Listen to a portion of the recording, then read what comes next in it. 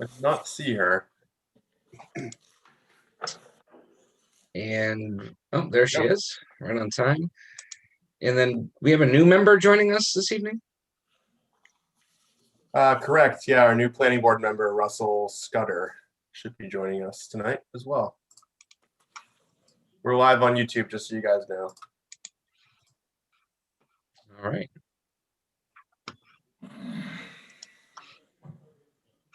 It is 6:31, so whenever you're ready, Nick. I am ready.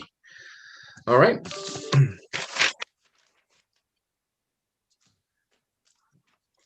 All right, welcome everyone to the Monday, February 1st, 2021 Town of Scarborough Planning Board meeting. I'm going to call this meeting to order. First order of business this evening is the Pledge of Allegiance. We have assistance on that, Jamel or Angela? Angela's right on it. Thank you. All right, please join me. I pledge allegiance to the flag of the United States of America and to the republic for which it stands, one nation, under God, indivisible, with liberty and justice for all.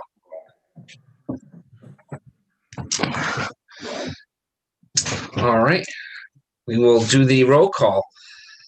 And I'm just going to kind of go on the order I see you on my screen. Roger Beely. Here. Rachel Hendrickson. Here. Rick Meinking. The hand up, thank you. Jennifer Ladd. Here. Russell Scudder. Here. Rick Duperry. He's on mute. Nick McGee's here. I'd like to say welcome to Russell Scudder, a new member of the planning board. So appreciate having you here. You are an alternate on this. Rick Duperry is our first alternate. Russell, you'll be our second alternate. And Rick Meinking, congratulations on your promotion to the varsity team here. He's been elevated to a full voting member. So I'll be shocked with a pay raise. right. The bonuses and incentives are fantastic. All right. I'm in negotiations with the union right now. So how that turns out. We're rooting for you. So our next item on tonight's agenda is the approval of the minutes. They are currently not ready for consumption, so we are going to table those. First item is 31 Innovation Way LLC requests a sketch plan review for 149 Innovation Way, Assessor's Map U53, Lot 31. Jamel. Thank you, Mr. Chair. So the applicant's in front of the board this evening for a sketch plan for lots 30, 31, and 50 within the Innovation District subdivision at the Downs. And just a friendly reminder that sketch plan review is an opportunity for the applicant and the board to have a high level of discussion about the proposal to help inform the formal application to the board. So the applicant's proposing to construct an approximately 40,000 square foot building that will consist of uses such as office, sales, service, and light assembly. Staff did note that it appears that the applicant's proposing to modify the existing layout of lots 30, 31, and 50 within the Innovation District. So the modified layout will require a subdivision amendment prior to final approval for the proposed site plan. Staff is also unclear about the proposed access and easements associated with the proposed modifications.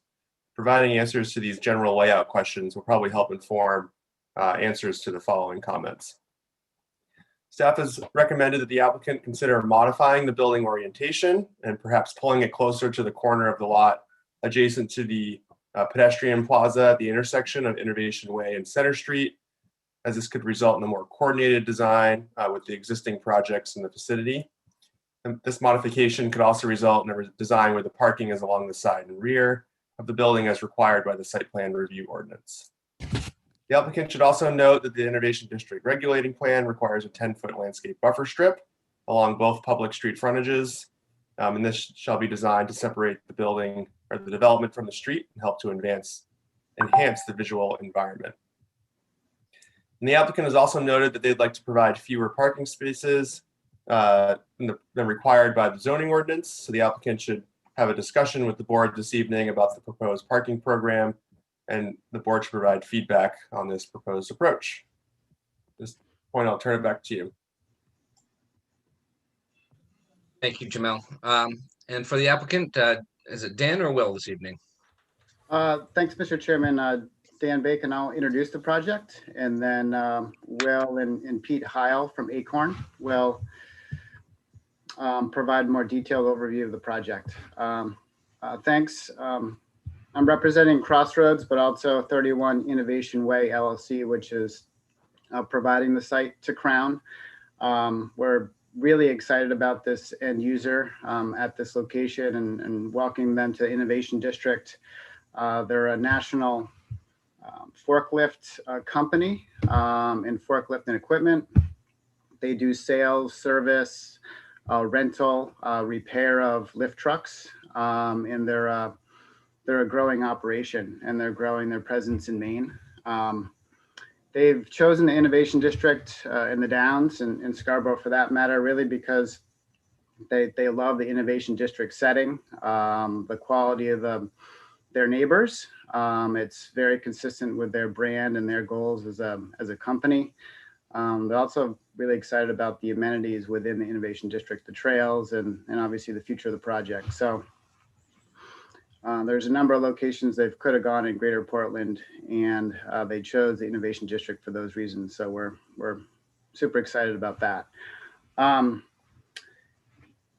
In terms of, actually, Will, if you don't mind, flip into the, well, first, sorry, go back. This is the elevation of the building, and Will present it in more detail, but this is really what the front corner of the building will be as it relates to Innovation Way and Center Street. The next slide kind of orients you within the subdivision. I know the board's very familiar with the Innovation District at this point, but this is essentially the fourth corner and the only unbuilt corner of Innovation Way and Center Street and Dynamic Drive. So right now there are 3 lots that essentially make up this corner with a shared drive to access those 3 lots. And given the size of the Crown facility, their building, their parking needs, their loading needs, we're proposing, as Jamel indicated in the introduction, to reconfigure these lots to create a larger lot 31 and a smaller lot 30, and still use a shared drive and the access point that's already installed from Innovation Way to access Crown, and then in the future, lot 30. You can jump to the next slide, Will. And this, to keep you on your toes, this reorients the plan. So this kind of cranks the plan 90 degrees, but this shows at a high level the Crown site outlined in red. Will touch on the layout in a minute and the engineering details, but it shows the Crown site and its relationship to the other development that the board has approved in Innovation District in close proximity to lot 31. And it shows how the building sits and how it complements the other buildings on the corner. So the buildings in yellow are the Score Builders building, AB Technic, and Throttle. And this site obviously has a similar layout to Throttle and AB Technic. And we've been talking with Crown for quite some time. It started over the course of the summer, and we've worked hard with them to establish a site plan and a program that works for their kind of unique layout needs. They have both kind of customer parking needs, service parking needs, and also loading needs. And so we've worked hard on a site layout that complements and accommodates their program and also fits within the design guidelines of the Innovation District. So I think with that, I'll turn it to Will to get into a bit more detail. Great. Thank you, Dan. Members of the board, my name is Will Savage with Acorn Engineering.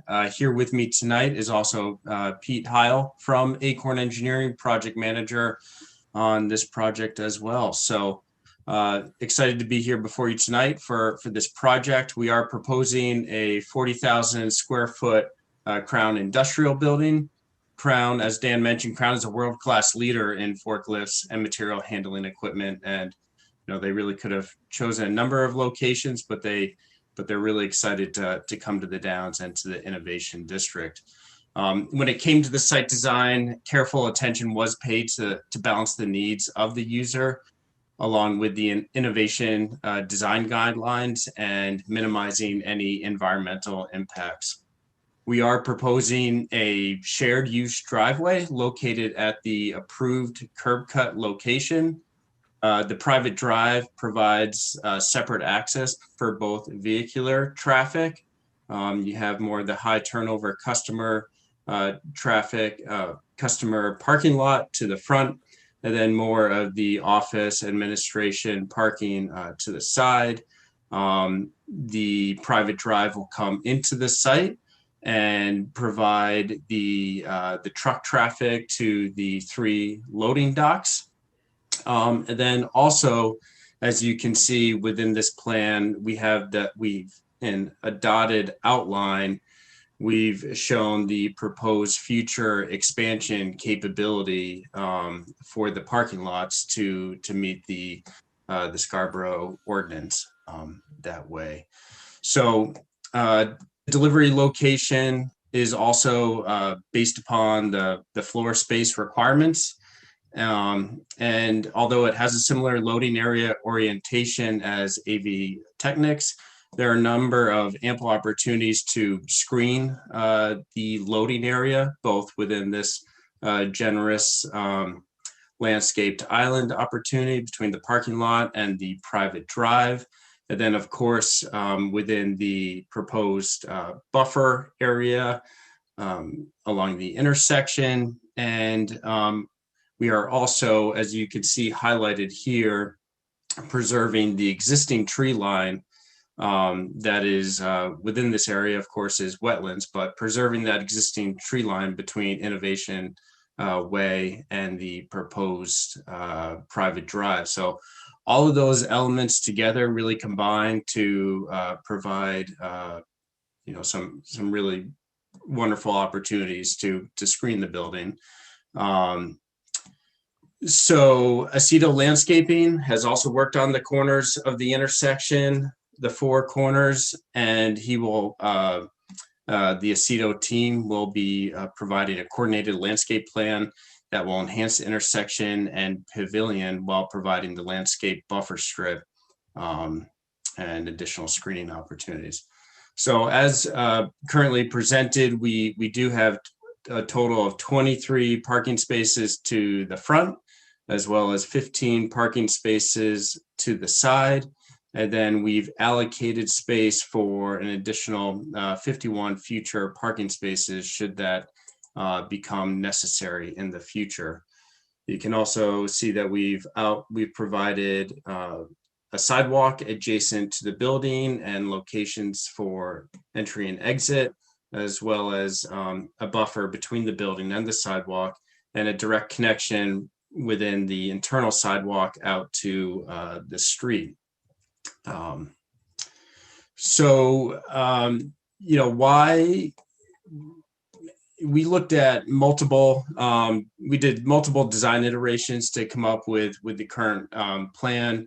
The building location has been intentionally set to maintain the rhythm, scale, and massing that can currently be seen at the intersection. Flipping back to the last slide, Score Builders, as you can see here, is a 1-story building with parking to the side. The Throttle Club, as can be seen here, is a 2-story building with parking in the front and to the rear. AV Technics is also a 2-story building with parking in the front, the side, as well as loading on the side. Crown is once again a 2-story building with proposed parking on the front side, as well as loading on the side that will be screened. Furthermore, the Innovation District Regulating Plan envisions just this situation for front corner lots and in which it outlines the buffering requirements. But within the innovation district guidelines, it provides examples showing just this type of scenario for a front lot where you have parking in the front as well as parking on the side. So, as mentioned, we looked at numerous concept design scenarios. However, to balance the needs of Crown, the future build out of lot 30 here, the parking requirements, wetland avoidance, scale and massing of the building, we believe what we have presented is the best layout. So, it really provides this sense of community and place when you come to this intersection. I think if you had a 2-story building right on top of this intersection, it would be imposing and kind of overtake the overall sense of place, as well as the podium that you have at the intersection, or sorry, the pavilion. So with that, moving along, there was some comments about the proposed drainage relocation. Currently, the easement runs between, you have this, if you can see my cursor here, there's an existing drainage easement that starts around lot 5150 and then goes to the north of the wetland pocket on the bottom side of lot 31 before entering into Center Street. So we are proposing to relocate this drainage easement and to put it down. So we have this, here's where the existing drainage easement is. And here is where we are proposing to relocate the drainage easement into the private drive. It was really, once we combined the lots, it was unnecessary to have this separate drainage easement. We will still maintain the field inlet that'll go into Center Street. And as such, as you can see with this blue outline, all the storm drains, once it enters into Center Street and then into Innovation Way, it all leads back to the Wet Pond 1. And with our proposed storm drainage route, it will also still all go back to the Wet Pond 1. So moving along to the floor plan, in the front corner, you will have the office space, which will provide that activated street frontage and really tie the building into that front intersection of Innovation Center. The rest of the building will be dedicated towards the warehousing, a demonstration and maintenance of the units. Moving along to the elevations, we have the north elevation, which will face Center Street. You have the east elevation, which will face lot 52. To the south is the rear elevation, and then to the west is the facade that'll face Innovation Way. So, and of course, as part of our final application, we will make sure that we're meeting all the fenestration requirements. So, we've received the staff comments, and we look forward to addressing and working with the staff to once again come back before you for a final hearing. And with that, I'd be happy to answer any questions. Thanks, Will. At this opportunity, we do have a moment for public comment. If there's anyone here in the audience that would like to speak, please use the raise my hand feature in the lower right hand side of your screen, please.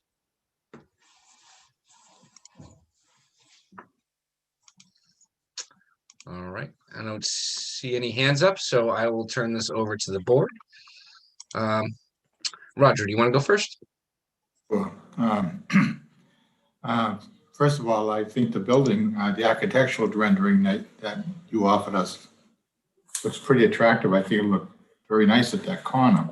I'm kind of curious about the private way. Where would assuming somebody occupies lot 30. Where would that access be? I can see So, that. Sorry. Go ahead. sorry, Bud. go ahead, Dan. I can Um, run mouse. Yeah, so the intent, Roger, is that the access from the shared private drive occur between, obviously Innovation Way and where the loading area begins for the Crown site. So if you see that jog in the property line there, Yeah. the intention is that the access drive would enter lot 30, between that jog and Innovation Way, and not interfere with the loading area for Crown. Okay. I think the lot, I understand the rationale for the location of the building and everything. I think a lot of it's going to depend on, like I said, the building looks good, I think. I think how it's landscaped and the buffering will be a key to this. And I guess I'm assuming if the town engineer has no problem with the drainage easement, that should not be a problem. On the is this operation going to be selling as well as renting these units? Yeah, they're gonna do sales. They're gonna do rental. There's also gonna do service, repair, maintenance of their lift equipment. So the parking on out at the corner at the front of the building, that's going to be primarily for employees and customers who visit the place? It is. They also have trainings and sort of regional meetings that occur periodically. I think it's either once a month or once a quarter. So certainly not every day. But they have a training room, a conference room that can accommodate that. But those are the principal activities. There's about 12 to 15 employees on site per day. And so parking's to accommodate those folks and then those other guest time periods. Okay. I think that's all I have for this at this time. Like I said, I think the building looks really nice, very attractive. I think it's a great addition right in that intersection near the corner. So I wait to hear what my other colleagues have to say. Thanks, Roger. Rick Munking. There we go. I'm off mute. Yeah, I agree that building looks sharp. I'm a little fuzzy on how are you going to access lot 51? 52 can be accessed from Center Street. Is this a private drive also when 51 or 52 and or both of them get rented, then that private drive would be extended down through? Actually, no. Lot 51 and 52 are only accessed off Center Street. So there's a similar shared drive that goes across lot 52, Rick, from Center Street to provide access to 51. Okay, so the access goes through lot 52 to get to 50. The access goes through lot 52 to get to 51. Yeah, okay. Lot 50 is going to become part of lot 31. So lot 50 goes away. Right. I meant to say 51. Oh, okay. Instead of 50. Yep. Yeah, okay. That's great. I like the I don't know on alternative layouts, based on what I'm looking here, and with the landscaping, as Roger had mentioned, that's going to be a key feature. I really like the open area behind it in the green area there. I bet there's enough room that we could convince that owner, after he's been there a while, to go ahead and put on a small scale solar there, and that would power up that building pretty nicely. And it would be buffered away from lots of things. So if the owner is on the call, I would just drop that as a hint that it would be nice to see that happen. On the surface for the overheads, is that a special surface based on the fact that you're probably going to be testing and actually demonstrating forklift activity, and therefore you need different surface that would hold up and not crown and all that kind of stuff? Could you talk about that for a second? As far as, I mean, certainly the turning movements within the building will be a concrete for, just as you point out, Rick, the turning movements of the lifts and the ground pressure that it. Okay, so there's concrete going to be extended out from the overhead doors down toward the access. Down towards the access, and then certainly within the building will be Within concrete. the building, yep. Okay. Yep. All right. That would be nice. I was noticing on the rendering, you had a lot of accent lights that you're proposing, or at least it's on the artist rendition.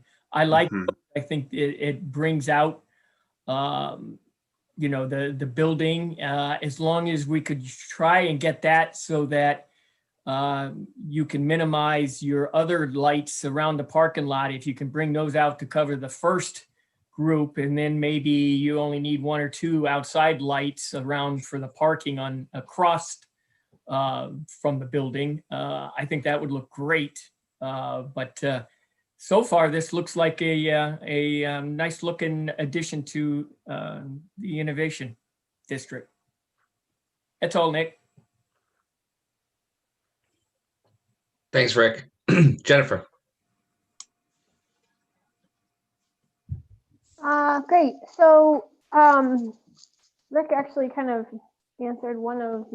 potentially answered one of my questions for the development, but I was curious about the green space that is showed on the colored up site plan rendering that you have.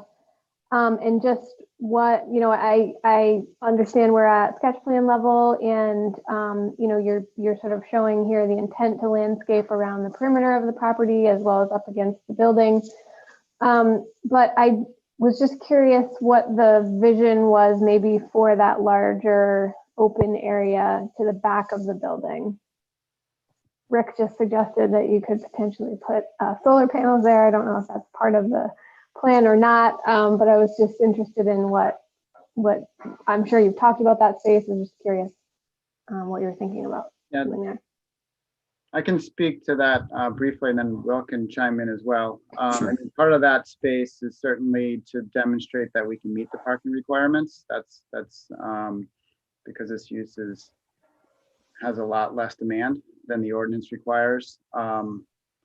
Longer range, they also like this site because it has some expansion potential. So they're thinking that if things go right, they could grow in the next 10 years, 15 years to a 50,000 square foot building instead of 40. And that obviously would need relief on parking. But that's sort of the mid-range plan for that area is expansion. And the roof's being designed, Rick, to accommodate the weight of solar panels. Our architect reminded me of that. So maybe both can happen, expansion and solar panels. But in the short term, we have been doing kind of the wildflower mix and whatnot on rear areas of sites so that it's, not just lawn area, not just maintained area, but have kind of a natural look. So we could consider doing something like that, where it's not just a graded area that has it's essentially a field while the future use is waiting. All right, so I understand the potential, preserving or looking to that area as a potential for expansion in one way or another. I guess the area that I'm more interested in is, yeah, right there to the east of the Oh, I'm building. sorry, I was thinking to the rear. That's Okay. okay. I think that's what I said, so that's valid. I was curious about that too. It does look like there's some wetland there, so Yep. I'm not clear if you're, I mean, I'm guessing you would try to leave that as is, but there's also a fair amount of Correct. space that's not wetland. And with the proposal for relocating that drainage easement, that would sort of alleviate that area, if you will, of that burden. Sure. So I don't know if you were thinking of trees or. Yeah, I'm happy to address. Yeah, happy to address that. So, yeah, we're not proposing any wetland impacts to this wetland pocket. Furthermore, I believe professionally that currently there's a proposed drainage way channel alongside the wetland that potentially could dewater that wetland, and so by eliminating that drainage channel, it thereby reinforces the vegetation adjacent to the wetland. We may have some minor grading and some inslopes, but it will, all the sites are being built to drain, the paved sites are being built to drain internally. And so what you're left with is these grass side slopes that will drain into this wetland pocket and provide that, that clean water to flow into the wetland, which is essentially acting as a sponge. And then you will have the high level overflow that'll go into Center Street. Okay. But we'll continue to work with Aceto Landscaping as to what opportunities, what additional opportunities exist. It's just it's kind of unique, I think, in this way, to have sort of that kind of pocket left over, or have the opportunity to do something there, I guess, is a more positive way to talk about it. And so as such, and I follow along with the explanation during your presentation about the thought process and iterations that you've been through on siting this building. But I just have to ask anyway, because I'm curious. If it looks to me at first glance that the building was almost sited to align with that drainage easement at the back, or to the east of the building, the one that you were just talking about. Well, yep. Mm-hmm. But if that is proposed to be, shifted around to connect with the private drive, I guess I'm curious why stick with such an angular orientation at that point? Yep. And can you see these annotations as I draw them? Yes. Mm-hmm. Okay, so that's the edge of the wetland, just so it pops out a little bit better. We held as a site constraint of Pete's also on the call, but jump in if I misspeak, but I believe it was a 15-foot setback from that wetland. We didn't want to, when we start to excavate for the foundation for the building, installing the frost walls, we didn't want to disturb this wetland. We wanted to provide ample room so that in the future, one, from a constructability standpoint, and two, in the future, so that they could get back to access and maintain this side of the building. So that was really the driving factor as far as the setback from the wetland. And then if we were to rotate the building any further, if you imagine, if you rotated the building, it then pushes the loading dock closer to the shared access drive, and we needed all the room.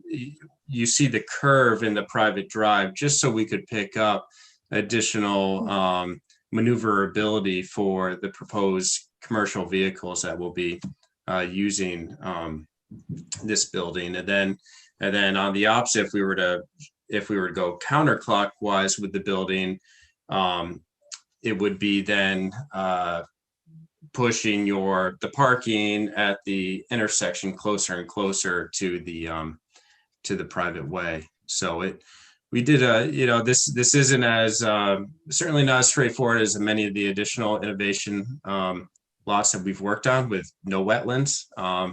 This was a fun puzzle to work on to make sure it all worked out. Just to add on to Will's explanation, Crown, I think, had similar goals to the planning board on the location of the loading area too. They liked the fact that the loading area, the building was sort of angled away from Innovation Way. While we still can get access to that loading area, it's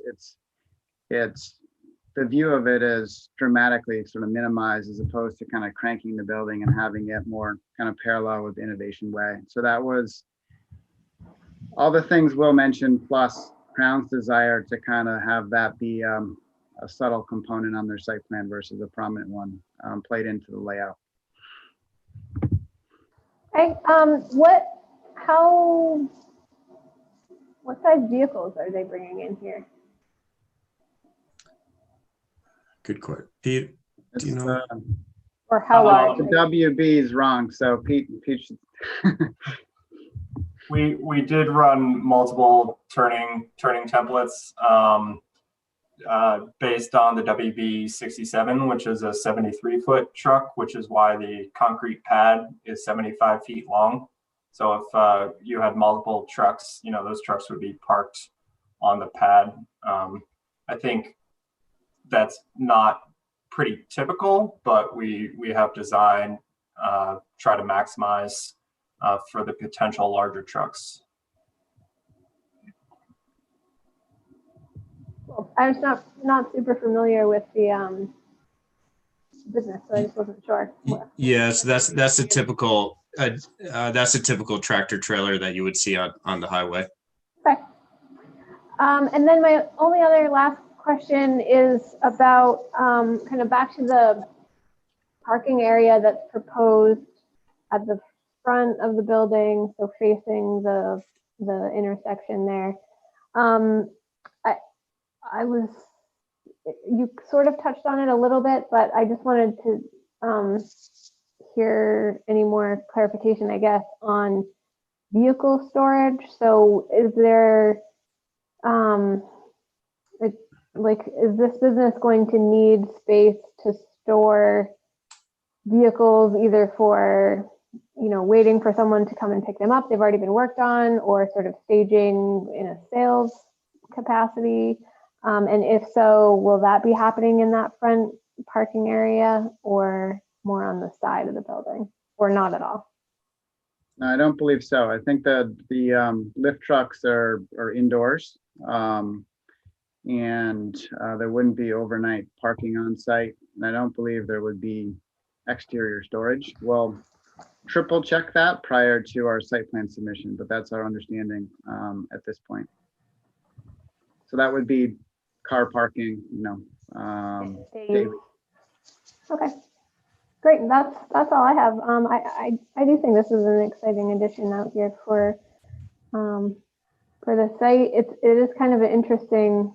I get it. I've cited challenging buildings like this before, so that does sound like kind of a fun activity to me. But I appreciate the background on that and just the mindfulness, I guess, that seems to have been factored in terms of, taking into account what the rest of this intersection already looks like, and the rest of the innovation district overall. So I look forward to seeing it again. Thank you. Thanks, Jennifer. Rachel? Yeah, one minor thing first, and that is the signage that you have out there. I don't, I can't offhand remember the signage requirements for the innovation district. I would just suggest that you check with the staff in terms of the size. I mean, the design itself looks just fine, but let's double check to make sure that signage is kosher for the innovation district. This on Rachel. Okay. Yeah. Thank you. Yeah. That, again, it's very nicely designed. I'm just not sure if there's a height requirement or size requirement. So I would just suggest you check with Jamel or Jay on that.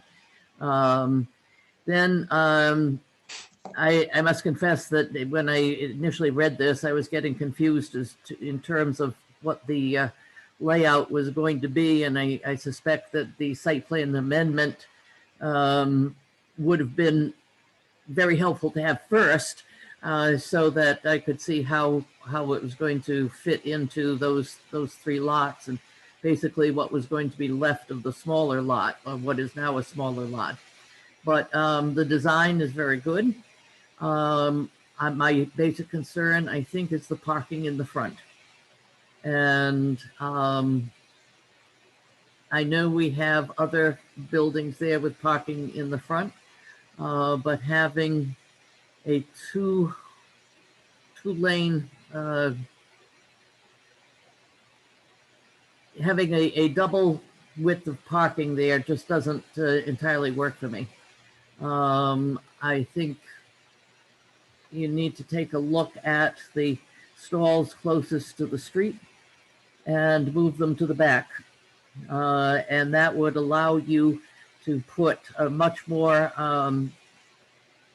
landscaping in there to hide the parking that is there. That's a very prominent building. It's in a prominent position. And having people look over and seeing the 2 lanes of parking, I just don't think that works. So you have the space in the back. Rick, I'm sorry that it may take away from potential solar panels, but I think you need to take a look at that and beef up all of the landscaping in the front. I look forward to seeing the next iteration of this. I think it's an asset to the Downs. I think the design, I really appreciate it. Even those are orange, I believe. We've had questions around orange before, but I think I'm pleased that this is a company that's going to come, that wants to come to Scarborough. And it does add very much to the Downs, but because of the very prominent position that it has, we really do have to make sure that it says a lot about the quality, not just of the building, but of the siting in the Innovation District. Thank you. That's all I got. Thank you, Rachel. Rick DuPerry.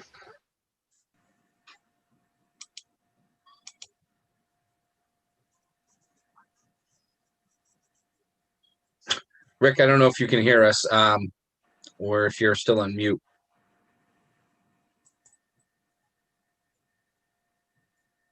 All right, we'll skip Rick for now. Russell Skoda. Thank you, Nick. Most of the things that I was going to bring up have already been mentioned. I was thinking also about the front parking lot.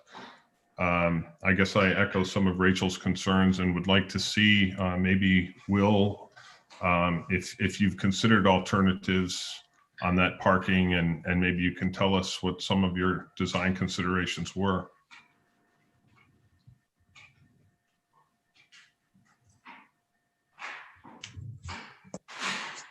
Yep. So, certainly we're, overall the code, the ordinance requires approximately 97 spaces, and we're providing a modest 38 spaces as part of this application, of about 40% of the requirement presently. So, certainly if we were to move the building towards the front, we'd lose, say, another, I want to say 16 to 17 spaces out front. And then the way that the lot orientation is, there isn't enough room to have a double loaded parking stall on the opposite, for the parking on the side, and keep adequate geometry within the private way, as well as not have wetland impacts and maintain the same curb cuts. We don't have the opportunity to pick up additional parking at that location. And then we also we really just run out of room. If we were to lose the parking in the front, then we can't gain enough parking to make up for that loss in the rear to meet the town ordinance requirements without having to go. The only way I understand to waive those parking ordinance requirements is to go to the zoning board of appeals. Yeah, I'm sure the staff could speak more about that, but that's certainly a consideration. I think if I understood Rachel, what she was talking about is in the front, not eliminating all of the parking, but just the two sides there, right? So the parking along the closest spots to the roadway there, I think is what she was talking about, and allowing yourself to have more plantings there, maybe deepen the landscaping in that area. And that seems to make sense. I understand you have a need to meet the parking requirements. Anyway, maybe that's something that could be talked about a little bit more, and perhaps in future discussions, we could talk more about the parking layout. Yeah, just another kind of consideration for the applicant, Russell, is Will quickly showed you the floor plan for the building, but the entries, particularly for most of the employees, are on that corner where the parking is shown. So, and it's quite a distance, and crossing a loading area we wouldn't want to cross to kind of add parking to the rear of the site. So that, for the current end users, not particularly desirable, kind of shifting that front parking to the rear of the building. But we'll certainly look at, things that can be done in the front to hopefully address some of that concern. But I don't think it's as easy as pivoting to that rear parking that Will's showing as future expansion. Nick, could I add a comment? Sure, Angela, go ahead. Sorry. I think staff obviously made the comment, and Jamel probably could speak better to the comment than I, but I think going back and forth and hearing the intent in the comments from planning board members, I think we can kind of work with the applicant and try to tweak, because obviously staff's comments was about trying to move the building forward. And I hear also about trying to only have one row of parking in the front. So between those two and trying to work back and forth, but I don't know if we'll solve it tonight going back and forth, but we're happy to work with Will and his team and Dan to try to see if we can get some ground moving in that kind of direction, if that helps. Yeah, I appreciate that, Angela. I mean, we are at sketch plan, which is really, a great opportunity for us as a board to really push, the planning of this in a direction as far as what's going to be acceptable or not. So, I did, I heard Rachel and and Jennifer mention some things about it. Is Roger and Rick Meinking, are you kind of of the same mind that maybe the double parking should be addressed up in the front? Well, from my standpoint, I think, yeah, maybe if we just take another look at it and see how it would fit in, what it would look like. Doesn't hurt to do that drill now than to get further along the process and find out that it's just not going to work.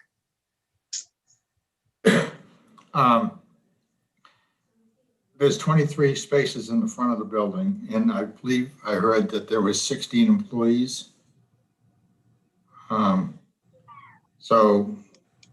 And I imagine out of those 16, some of them don't work in the office. They work in the rest of the building doing the repairs and things like that. Excuse me. So would it make any sense to consider putting a few lots or a few spaces in the back, at the rear of the building to accommodate those people, those employees who work in the general repair area of the building versus in the office? That's the only alternative that I could think of if you want to do away with the double space parking lot in the front of the building. I'm not terribly upset about that, although I can understand the concern that some of the board members may have. I think once we see some some landscape plans, it may look a little different. So, but that's about the only alternative that I could think of.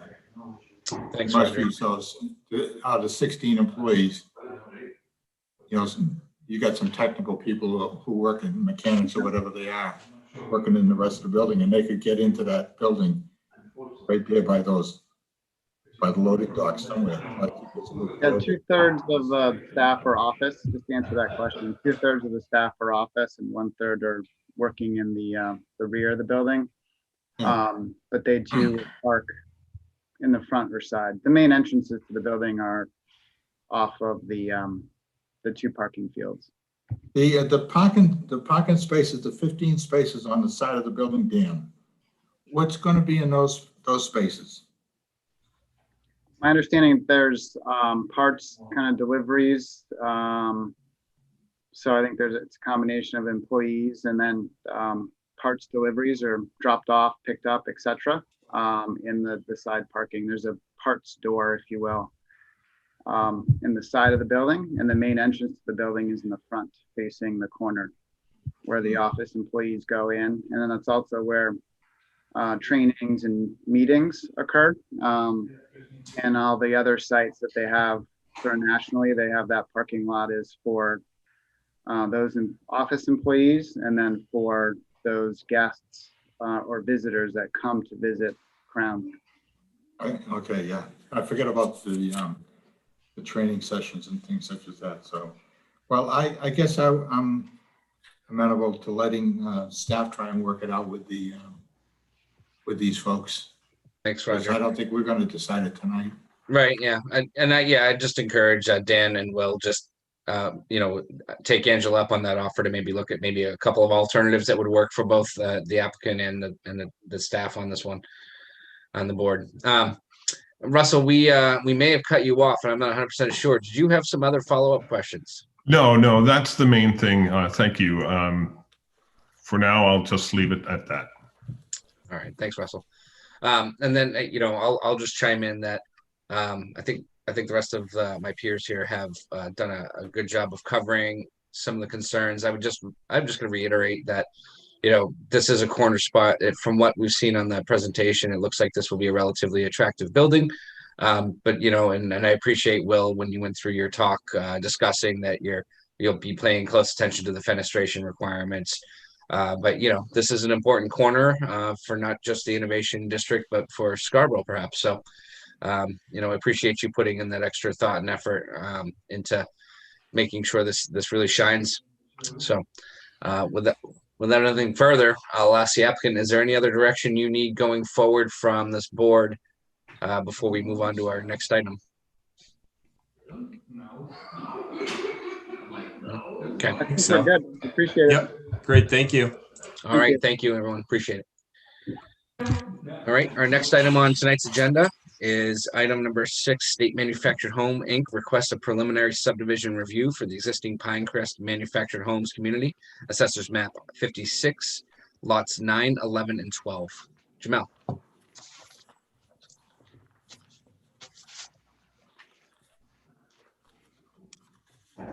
Sorry about that. Can you guys hear me? All right, good. So this project's located in the R2 zoning district with access actually from South Portland, given it's located on the municipal boundary line. As the board may recall, this project was granted approval for a miscellaneous appeal, the expansion of a legal non-conforming use by the Zoning Board of Appeals in November of 2020. So this approval grants up to 143 total units for the project. Additional review criteria for subdivision, such as net residential calculation and space and bulk requirements, actually do not apply to this project, given that it is a legal non-conforming use.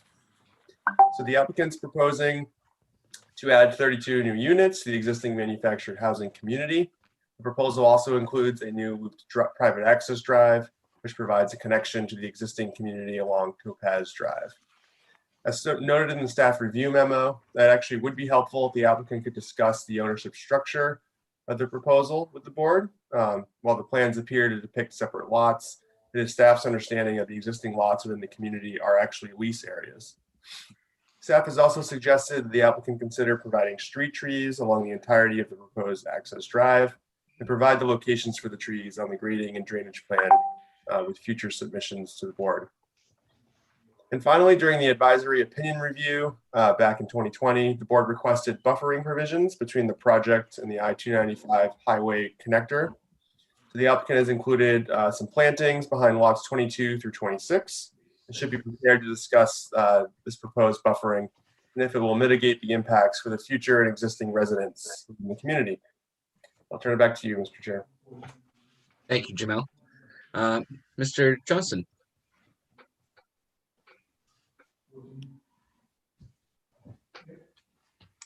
Good evening, Mr. Chair, members of the board. My apologies. Technology doesn't quite work as fast as it should sometimes. I'm going to try and share my screen with you, and I just want to check and make sure everybody can hear me okay. I hear you fine. Good.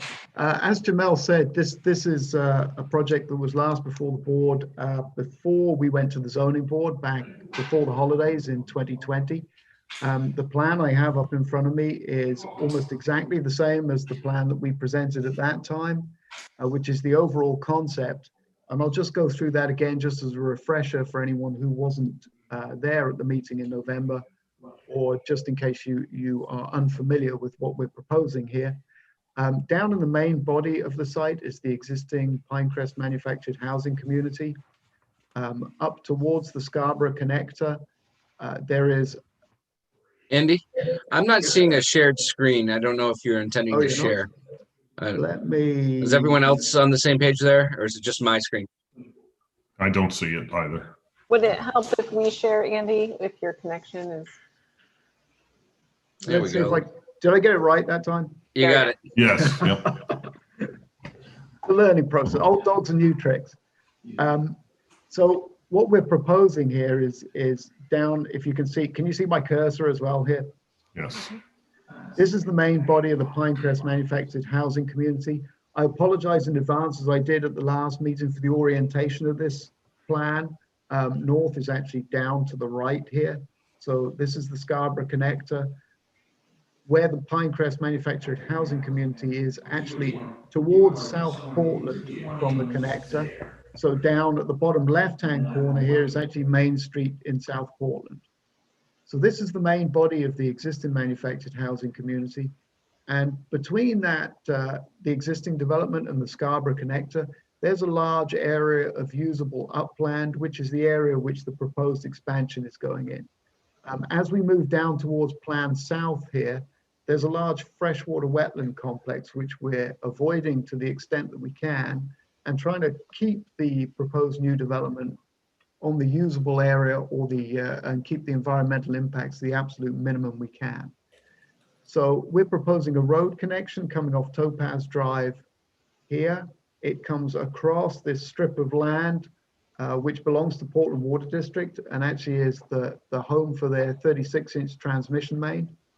That road then loops around the new units, comes back down towards the Nonsuch River, and then comes back onto the top of Topaz Drive. And we have new units on each side of that new driveway. The proposed expansion and the existing community is served by municipal water and municipal sewer. This is a bit of a peculiar case, as you might see in the documents, where the sewer actually goes to South Portland. But we have a letter of capacity from South Portland saying that they can take the extra load of the expansion. And it's served by water from the Portland Water District. As I said before, this is their transmission main. The service actually comes off the transmission main, and there's a meter pit right there next to the new road that comes in. So we have municipal water, municipal sewer, underground power and communications from CMP that runs in the existing site and just be extended up and around this road. As far as stormwater management goes, we're taking a low impact development approach to stormwater management. So these little blue areas that you see on the overall plan are either bioretention cells or under drain soil filters. Those have been sized to take all the new impervious area on the site. For those familiar with state stormwater law, actually under subdivision regulations, single family residential units are exempt. So technically, all we should have to treat under stormwater law is the road. We don't think there's really much sense to doing that. And we heard the planning board's comments when we first were before you about stormwater being a sensitive issue. And we certainly concur with that, given that the Nonsuch River is down at the bottom of the site here. So the stormwater management BMPs that we propose to this site actually treat all the impervious area, including what we have penciled in here for new housing units and the associated driveways. What we've done to size them, and you'll see the note on the plan that these are approximate areas. We've used there were a couple of different units that were proposed to come on this site, some of the newer units. They're both a little under 1,100 square foot of footprint area. So what we've done is taken the largest one, which is 1,100 square feet, put that on all of the lots. So what we think is conservatively the maximum development size of the building, and then put a paved area, which is similar to the paved areas that you'll see on the existing site. It's about 450 square feet, which is two good sized parking spaces off the road.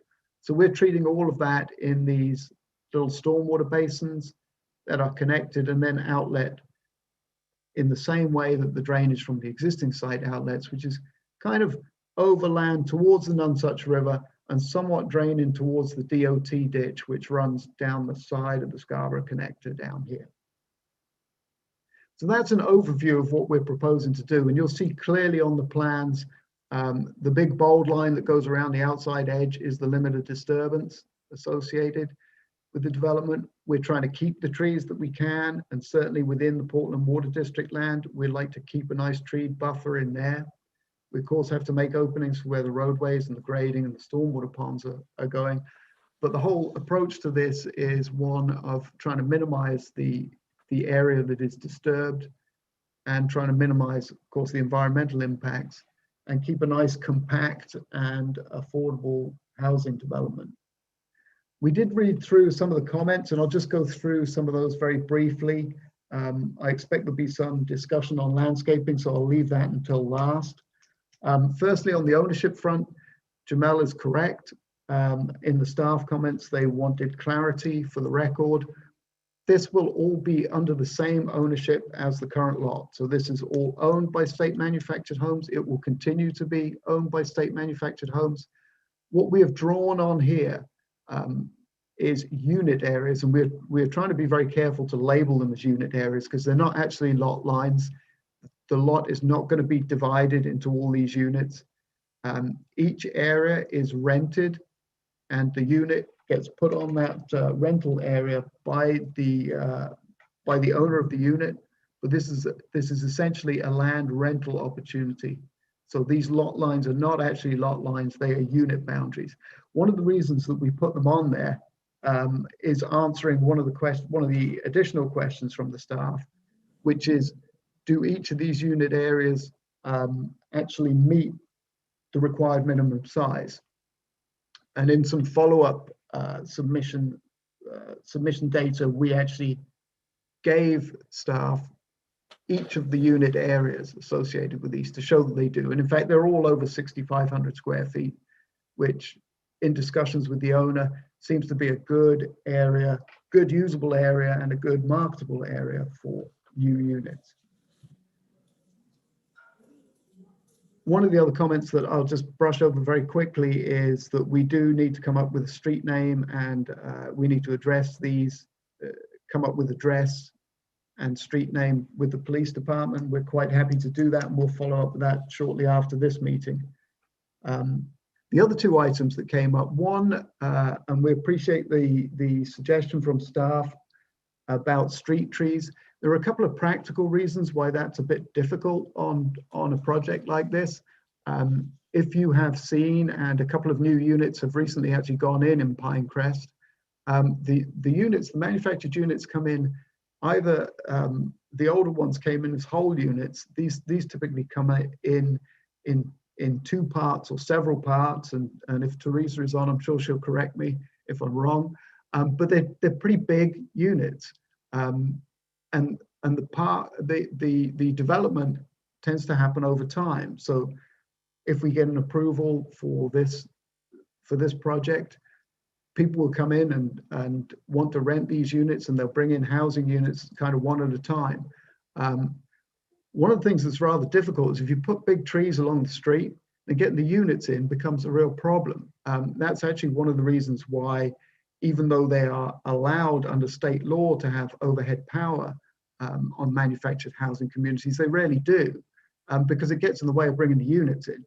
And periodically, when people want to move or people decide they want a new unit on here, they need to be able to bring them in. And they, I say, they're pretty big. So putting trees down the street is problematic from that perspective. It's also problematic in this case because down each side of the street, just at the edge of the right-of-way on this site, we have under drains down the side of the road, and we think there are very good engineering reasons for having those under drains in there. Obviously, if you look at the soil conditions and the water table conditions and the fact that there are wetlands proximate to the area of development, you'll understand the groundwater is fairly high. And in order to protect the road and to improve the longevity of the road, we're planning under drains down either side of the street, pretty much at the edge of the right-of-way. So obviously planting trees on top of the under drain is not going to help it to work very well. So there are those are the two basic practical reasons why it's difficult to consider street trees. If you look on the existing development, there are a number of trees sporadically spread through the development, but they're certainly not along the street frontage, and they're not at regular intervals along the street frontage. So it really doesn't, putting street trees on the expansion wouldn't fit in with what the existing pattern of development is either. The other item that came up, which is worthy perhaps of more discussion, is the plans to buffer the site from the Scarborough connector. Let me see if I can bring this up. And we heard that, and as you would have heard in our original presentation to the board before we went to the zoning board, we had identified that as being a potential concern, given the proximity of the Route 1 spur to where we're proposing these units. So we teamed with a local landscape architect, actually Carroll and Associates, who we've done a number of projects with. And we asked them to come up with a plan that would provide natural screening. We didn't want to put anything artificial in here. We obviously want to maintain as many of the trees as we can down this edge by the Scarborough connector. We wanted to supplement it with some lower story kind of infill vegetation, because a lot of the existing trees are quite high, so the cover is all at a high level. Pat's first question was to ask us if we had anything, any starting parameters to go off. So I actually looked, if you drive down the Route 1 spur, you'll see right opposite this site is Leighton Farms subdivision, which was approved a couple of years ago by the planning board, but it sits bang opposite where this site is. So I pulled the approval plans for that development just to see if there was anything in there that would give us an idea of what the planning board might want to see here. Interestingly, the lots closest to the connector on the Leighton Farms subdivision, the only provision I saw on those on the approved plans was to leave 15 feet of vegetation between the developed area and the lot line with the connector. And I didn't see anything in there that required or even requested landscape buffering. So we didn't have a lot to go off on that. I had seen some, what I considered to be some pretty successful buffering, actually at a project just down the road from where I live. And that is what we came up with this plan based on, which is, it's not a linear format, it's not intended to be a solid hedge, but it supplements the existing wooded area with some lower story plantings that fill in quite nicely. And I'm just going to pull up a picture of the project I was referencing in, which is actually in Freeport. These are, I believe, cedars, and forgive me if I'm wrong, I'm an engineer, not a landscape architect. They planted these 2 years ago, and the reason I bring this picture up is I was actually a little skeptical as to how this was going to work out. They planted them, they were about 6 feet tall, about half the height they are now, and they seem way too thinly planted to me to provide any sort of a screen. But here it is 2 years later, and it's filled in to almost make a solid hedge. Now, that's not what we're proposing here. Andy, I can't see any pictures. Oh, you can't see that? Let me No. see if I can bring it up again.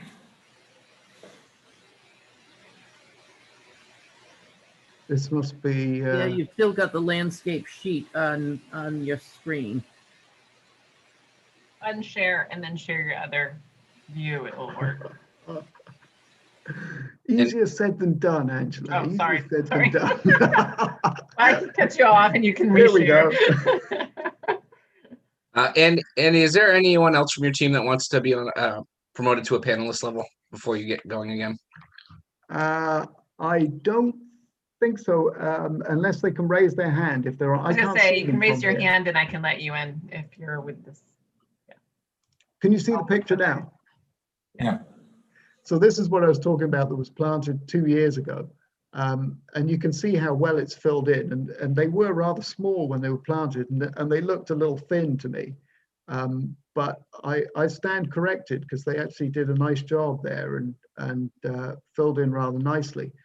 I say that's not exactly what we're intending here. We're certainly not intending a solid hedge. What we're intending is small patches of that type of infill planting. So if you can see my cursor now, this would be a longer patch. This would be a longer patch. And really, we're trying to focus around this area here. You still have the photo up. Unshare and bring up the plans again.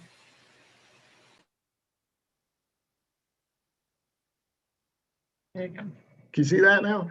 Yeah. Yes. I'm getting better. One day I'll be an expert at this. So, and just to give you some reference, this unit 23 is the one we were most concerned about. That is actually at the tightest point between there and the highway line, which is actually marked by a fence, is 15 feet. So we'll be leaving 15 feet of trees in there. But we wanted to supplement, particularly around this corner, where we see this being, you know, potentially being a little thin around the edges, particularly if there are big, you know, there are some big pines on this site. So if there's a big pine in here that either has to come down, or the branches and the cover are 30, 40 feet in the air, we wanted something to fill in along the edges here. And our feeling is that this is a pretty robust effort at natural landscaping that we think will fill in and provide that lower story screen over time. Down when we get further down towards this area of the site, this dimension becomes 50 feet.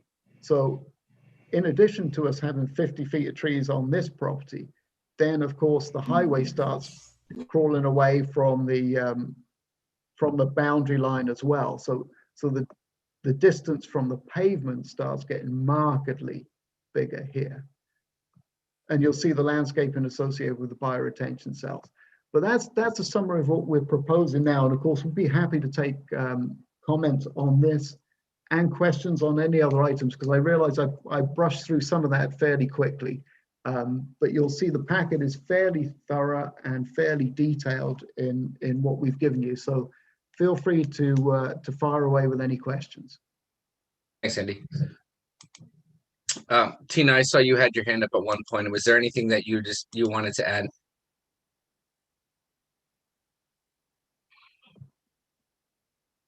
You're on mute, Tina, if you are trying to talk. Just.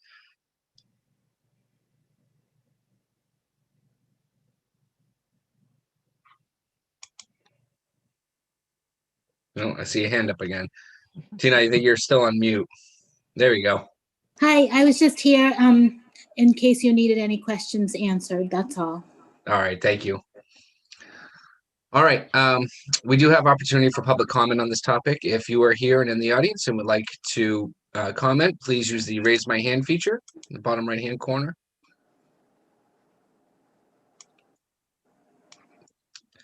All right, seeing none, I will turn this over to the board. Rachel? Actually, I was just looking at the staff comments, and I think you've addressed all of them. I did have a question about the one unit that's outside of this series of new units. Could you, it's at the entrance to the, whatever this unnamed road is. Is that going to follow? Yeah, you have, right, yeah. Is that going to be similar to the rest of them, or is it going to be more in line with what the current style is?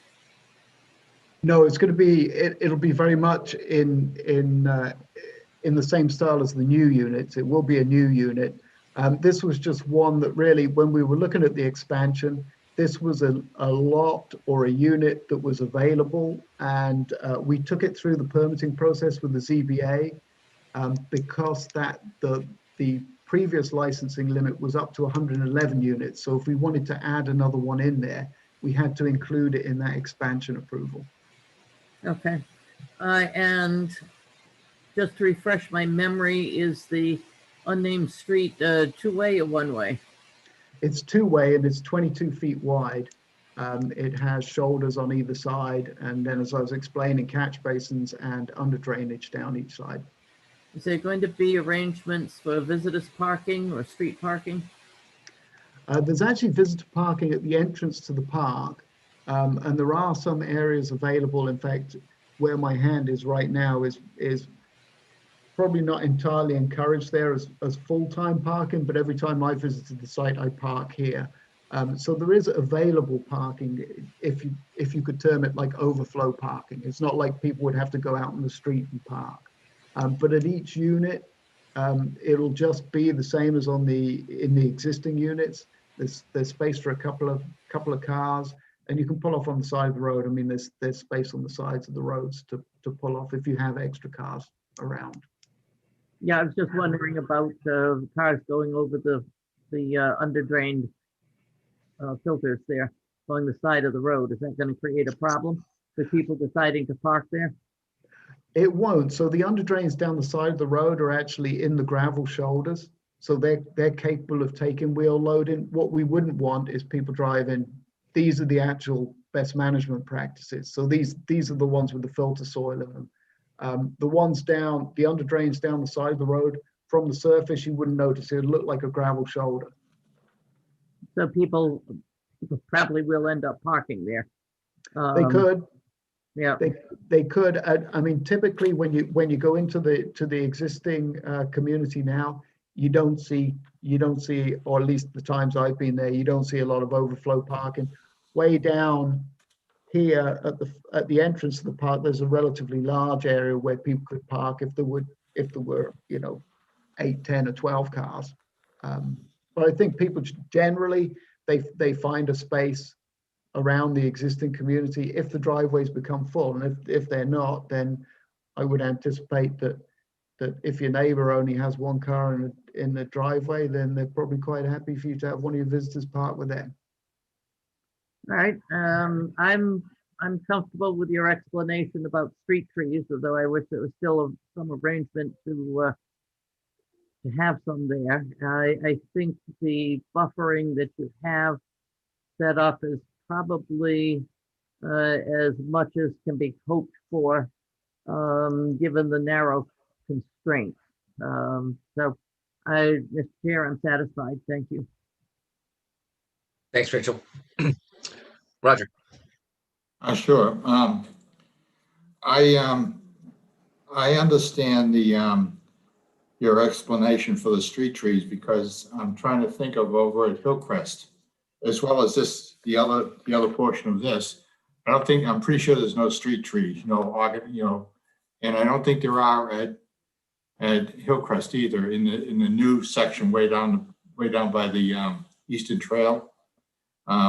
I was just kind of curious, Andy, do you know once somebody goes places a unit a building on the unit, will they be allowed to put in like ornamental trees or things like that, as long as it's not, I would imagine there might be some covenants saying they can't put a tree right between the road and the front of the building, right? I'd have to defer to Tina on that. I mean, my observation is that there are trees spread sporadically throughout the existing community, and people certainly landscape their lots. So they do have freedom to put in landscaping. I think there probably is a two-way conversation if it comes to something larger than that, like planting a large tree, because of the maintenance issues and avoidance of utilities and just not getting in the way of things. So Tina may be able to give a firmer answer than that, but that's my observation, is that folks, they have little gardens outside their units, and they can landscape them within reason. Yeah. The other thing that I noticed when you were describing these locations are referred to as units and not lots. And I was just kind of curious. That sounds like a technical or a legal definition. And I'm wondering whether the rest of the property is also designated as units instead of lots, the existing property.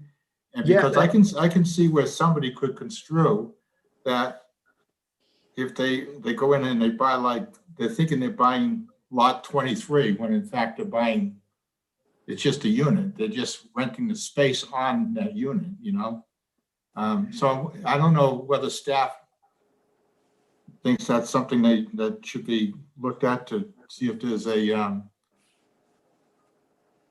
if there's anything there that they should be concerned about. We could certainly get back with you and get more clarity on that. If you see the plan that we put in with the set, there's actually a standard boundary survey. It has no interior lot lines in it. So they're not divided up, and this property is not divided up into individual lots. It's a single lot. I say the only reason we put those boundaries on there really is to demonstrate what the size of the area of each of the units is, to make sure that it conforms with the required minimums. No, So, I understand. My concern is, for instance, in the staff comments, they refer to these locations as lots and not units. And I just wondering whether there should be some consistency just for any future reference, but I'll leave that up to staff to make a determination on that. The only other question I wanted to ask you, Andy, the Portland Water District service there, is that all underground, or is that a pipe that's above ground? It's underground. It's about 3 foot. The two of the test pits were 3'9" and one was 3'6", and it's a 3 foot. It's a big ductile iron, 3 foot diameter transmission main. Okay, all right.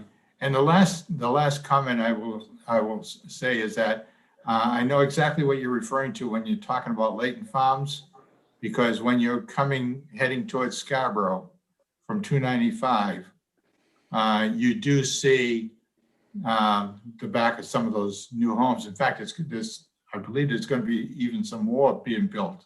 There's excavation already closer to the connector. Those are all mature growth trees that are in there. But you clearly can see the homes and everything right there. And I suspect the homeowners themselves will do something to alleviate either headlights or sound in the future. This here, the only, I think it's important on that unit 23 to do something, because I suspect probably sound might be more of an issue for them, traffic sound, than almost anything else that close to the road. So that's all I'll have to say. Thanks, Roger. Nick, can I add just something about that? Absolutely. Go ahead, Angela. I just wanted to point out, because like we talked about Layton Farm, I just wanted to point out to the planning board too, we did have another subdivision that's more recent approval, and that would be Memory Lane. Yes. And I will say, one of the concerns that came up with that one too, not only you're talking about, it's really the noise and headlights for these residents that are moving in, but it also impacts the neighborhood adjacent to it. So like the existing units that are there are going to get their sound barrier kind of removed of sorts. And so that's what happened on the Memory Lane site when that got opened up. And I know the board had requested some transplanting of some larger trees. So they had actually were planting mature trees rather than small saplings and things like that. Because I could see, we actually heard it in that instance from the neighboring community, because their buffer was also getting disturbed by these new units, and in that case, a subdivision. So just wanted to point that out because it's really impactful for those residents that are actually moving in, as well as the ones that are already living there. Thanks, Angela. Tina? Hi, I just wanted to answer a few of the questions about landscaping and some of the concerns towards that. I absolutely love landscaping, and it's been one of my pet projects at Hillcrest. I work with the people that buy the homes at Hillcrest and help them landscape their lots. And that's something that we really like to leave up to the homeowners to be able to choose their plants, but it's something that we certainly do. It's in our best interest to make this community as beautiful as we can. And we really do take great pride in that. And we are revamping Pinecrest so that it reflects what we want it to look like going forward. So I think you all will be very happy with the finished product, as I think everyone is at Hillcrest. So if I could answer any questions about anything to do with that, I'd be happy to. Thanks, Tina. And you know, I've driven through, and it is quite nice in there. And I think you know, probably from the staff and a couple of folks on the board here, just that back corner, I think, is probably the area of focus. Whether or not a little bit more can be added into that little spot, probably be my preference. I don't think it's a showstopper. I think it benefits not only just the owner of that property, but also the community as a whole. So just consider that as you move ahead in this process. Yes, Tina. I just wanted to add too that we maintain ownership of the land itself. So it really, instead of you know, like when Mayetta would turn over the property to the people that bought the homes at Layton Farms, these people become almost like part of our family, and we have contact with them all the time. So they would tell us if they had lights coming into their homes, or, you know, and we do things. We've been doing this for over 75 years. So we really do know how to make our customers really happy, and also provide an affordable aspect to it too. So it's kind of different if you're buying like a $500,000 house and it's up against the turnpike, and if you're buying, you know, $120,000 house and it's up against we would do things like make sure that the windows weren't backed up to the connector, and make sure that we're really cognizant of what's happening for the people that buy the homes, because they really do, they become our residents, and we get to know them, and they come and see us every time that there's an issue, or if they, you know, they just stop by and say hello, or we have lots of activities at our community center with them, and it really, it's different than a regular developer, because they become an integral part of our business and our community, our community within the Scarborough community.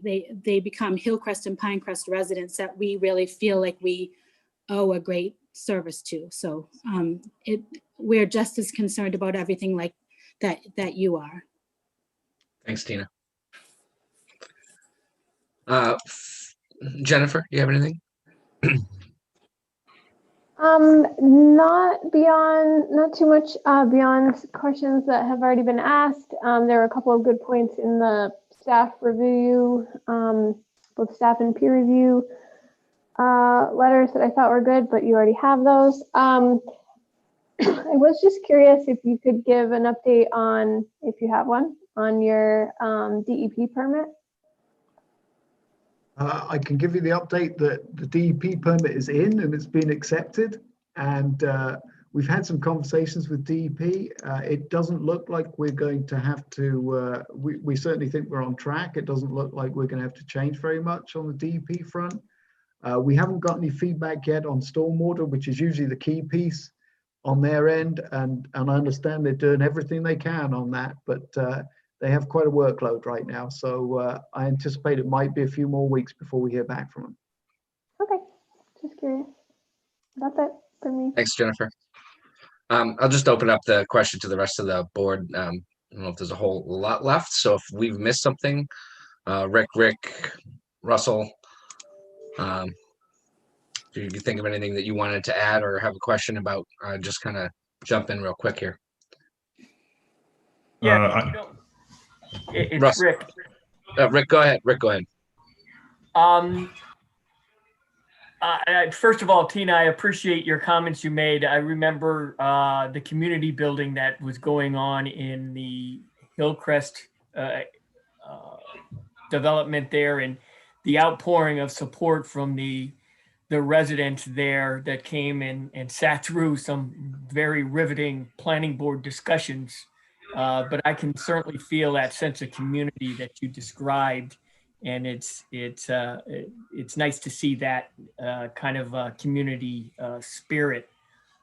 Just kind of for education on my part, are these all considered what you're bringing in here? Will they all be mobile homes, or will they be mobile homes and modular homes?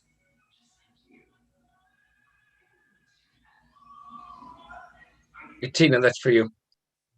Hey, Nick, yes, they're all, so the terms have kind of changed over the years.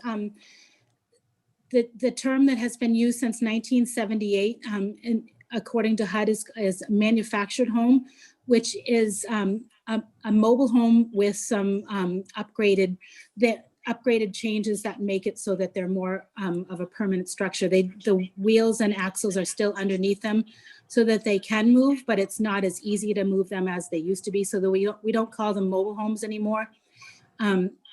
We do have some modular homes that are included in the Hillcrest project, but you literally cannot tell the difference unless you go underneath the sink and look at the seal. So keeping the affordability in mind, I think we're going forward mostly with manufactured housing because of the cost of the units and the amount of that's finished as the product comes in pretty much done, except for connecting the two halves together and then having an electrician and plumber kind of do some very minimal work to it, but it really does keep the cost down to have a manufactured home rather than a modular home. Nowadays they're all built the same, other than they're all 2x6 construction. They're 16 on center. You have either a 2x8 or a 2x10 floor joist that is 16 on center. So they're really well constructed home, and they would last a very, very long time, just like a traditional home. So there's no you don't do any foundation work. So I hear you when you say that the terminology has changed. Manufactured homes, have the advantage of building the walls in a building, and then you bring them out on a truck. I'm hearing you say that all of these are actually brought on wheels that will remain on site. So there's no slabs being put in for any of these. Is that correct? No, actually, I probably didn't explain that well. So a manufactured home and a modular home are built in the same factory. And I sell both manufactured and modular homes that are both made next to each other, running down the line. Some of the finish work on a modular home has to go on a full foundation, and it's attached to a sill plate, where a manufactured home, the frame underneath the manufactured home is considered part of the building structure, so that steel frame stays in place. We take the wheels and axles off, but you don't have to. You don't have to underneath. We just do that so that it's more, and we use tie downs, even though, in our 75 years, nothing's ever blown away. But blown over. We certainly do. Yeah, we certainly do make them just as permanent as we can. But if they needed to move, they do. And so now, will these be certain dated? And the reason why I'm asking this is, is I'd hate to see a bunch of oil tanks being brought in or having propane tanks put in around, and these newer ones are built, you know, with great insulation. And really, you know, you were saying it yourself that these things have become very, very well constructed. And I know you're not bringing in natural gas lines. So my assumption is that it's either going to be heated with oil or propane, and then you may have compressors sitting out on slabs if you wanted air conditioning. I'm just wondering do you have a certain date range that you will allow in here? So maybe all of those come in with high performance heat pumps that can do heating and cooling within them, and you don't need all this ancillary equipment outside and having to run oil lines, you know, up underneath and all that kind of thing. Could you talk about that for just a second? I mean, I'm Yes, just yes. a little bit more Is here. my speaker on, Rick? Yeah. Okay, great. Yeah, so all of the homes at Hillcrest and Pinecrest have either propane or oil tanks. We primarily use propane tanks now because all of the homes are Energy Star certified, so they use about 275 to 400 gallons of propane in a whole year. So really well insulated, very efficient homes. I have a pet peeve with seeing propane tanks and oil tanks. So I try every time I can to screen them to make sure that they're in the back of the units or that they're somewhere hidden, like in back of, you know, something that you wouldn't see them from the road. Mm-hmm. Yeah, I agree with you. That's great. I have a pet peeve for having oil and propane because I know that means we got combustion, and that means we have greenhouse gases, and that means we're not leaving the place better than what we found it as.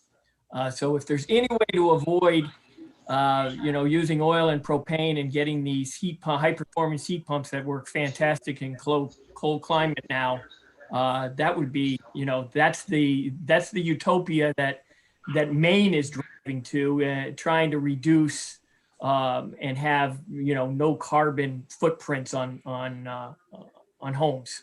That's so all. So a manufactured home has to come from the factory with a furnace installed by the factory. So we would have to have either a forced hot air, it does have to be a forced hot air furnace, either oil or propane, for it to be able to be certified by the third-party engineer at the factory that checks the home before it leaves. Some of the people at Hillcrest have added heat pumps, and I don't like the way they look really, but I'm trying to get used to them, Rick. So we're getting we're kind of rolling with the times, and yeah, I hear you, and it's hard to get that industry to do anything with their code improvements, and we battle that in Maine a lot. But I generally, I think this is a nice little addition to the community here, and I wish you well.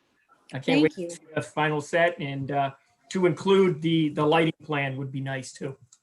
Okay. Thanks. Russell, did you have something you were looking to?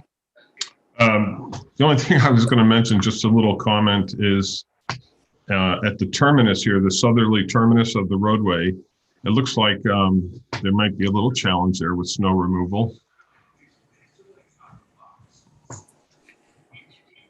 Yeah, we try to leave a little gap in the, and we may be able to refine that a little on the final plan. What we were trying to do is leave a little gap between the two stormwater management areas so that you could actually push snow to the end of the road rather than push it right into those two stormwater management areas. It is a little tight in some of these places, but they manage quite well right now. And obviously they have a full-time maintenance crew out there. So this is actually one of those places where we would be a little less concerned about that than we would on like a normal subdivision.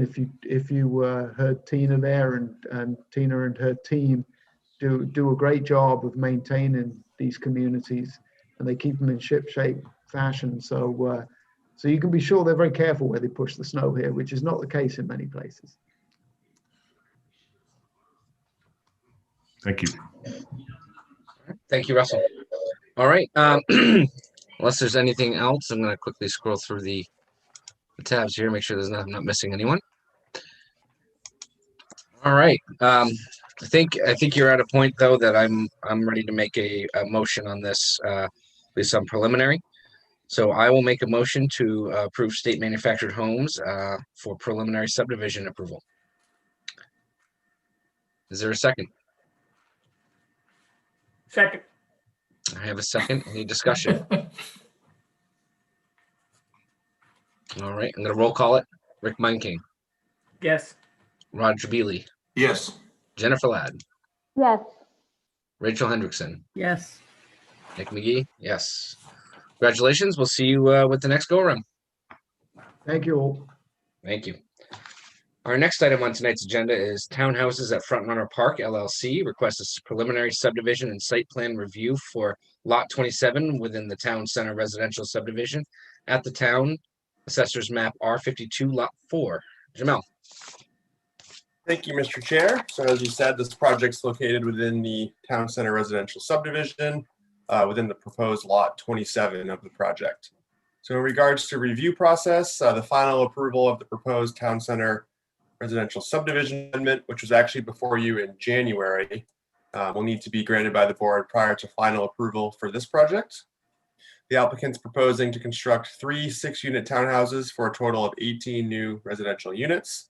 The proposal also includes 24 enclosed parking spaces, 29 uncovered parking spaces, and a new private access drive. So the applicant has indicated that a portion of Building C is actually located outside of the area that is currently approved for development by Maine DEP. And the applicant's requesting that the board grant final approval of the project with a condition of approval that the DEP permit for the additional development area be issued prior to the issuance of a building permit. So the board should provide some direction this evening in regards to this request. Staff has also recommended additional seating areas along the front runner way sidewalk within the proposed common area adjacent to Building C. Another consideration would be to provide a placemaking area within the proposed lawn area between buildings A and B. Staff has also noted that the applicant has yet to provide a full analysis of their sanitary sewer flow rates for the project. The Sanitary District has expressed concerns in regards to the capacity levels associated with the existing infrastructure for the overall project. The applicant should be prepared to discuss the adequacy of the overall sewer network and impacts that the proposed development will have on the capacity of the collection system. I'll turn it back to you at this point. Thanks, Jamel. Dan. Thank you very much. Dan Bacon here on behalf of Crossroads and Townhouses at Front Runner Park. As Jamel indicated, this townhouse proposal is within the subdivision amendment that we discussed with the board at your last meeting. That's really an extension of the town center residential area of the project.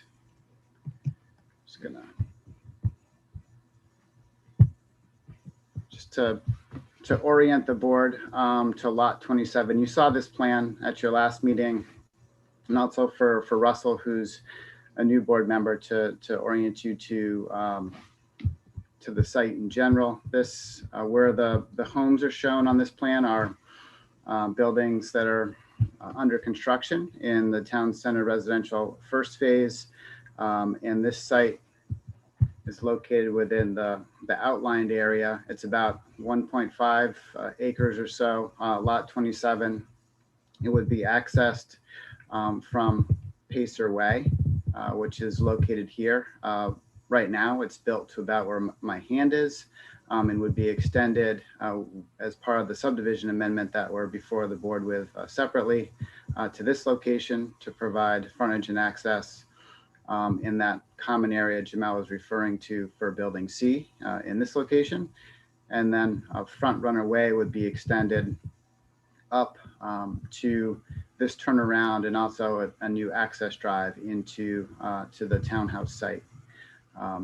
And as discussed through the subdivision amendment process, we'll be back in front of the board with an approach to extending Hackamore to loop with Front Runner that came up with our last discussion.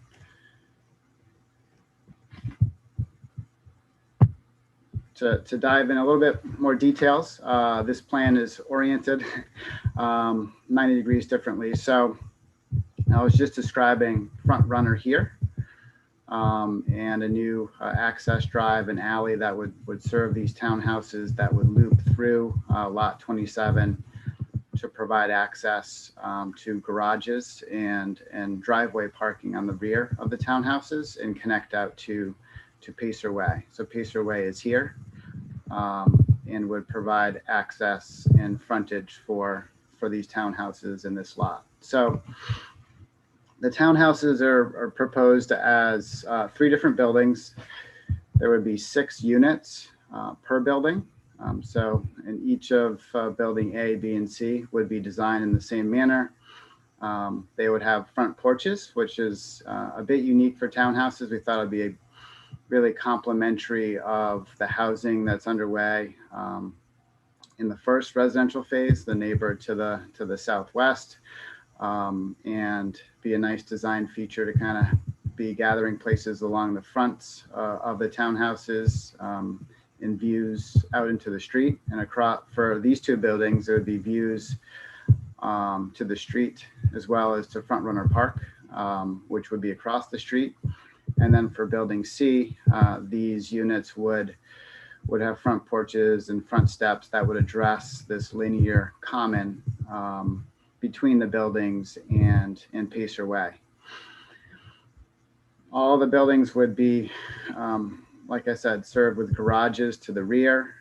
They've been designed to have both covered parking and driveway parking that would be outside of the alleyway that would provide access to the garages and to the buildings.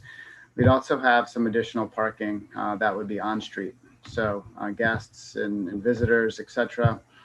Overflow parking would be on street, either along Pacer Way or along Front Runner across from the park. In addition, we'd have some landscaping. Let me just jump to the landscaping plan here. Again, I keep moving the plan on you. I apologize. This is oriented differently. So this is Front Runner Ave, Front Runner Way here, and Pacer Way. So we'd have landscaping that's part of the subdivision amendment that you saw at your last meeting, as well as supplemental landscaping along the fronts, sides, and rears of the townhouse buildings to create kind of a soft edge and transition from the sites to both the public street and then the private drive. As mentioned by Jamel, and I think Jamel, you were referring to Townhouse C, that with this linear common, this is actually part of the subdivision amendment. So it's part of the subdivision plan. It's off of the townhouse site, lot 27, but we are looking at some benches and supplemental kind of placemaking elements as part of that application to the board that will come back to you on. I think beyond that general layout, I wanted to show you a street perspective of the architecture of the townhouses. We're trying to make them interesting and colorful. So we have a range of colors from blue to red down to the beiges and greens.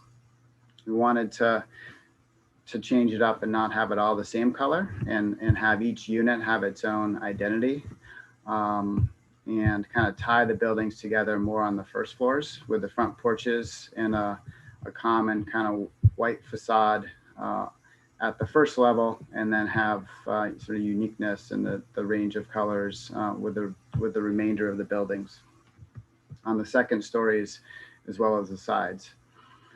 These are, as you can see, proposed to be 3 stories. So there's living space on the first floor, bedrooms planned on the second floor, and some kind of loft office type space on the third floor.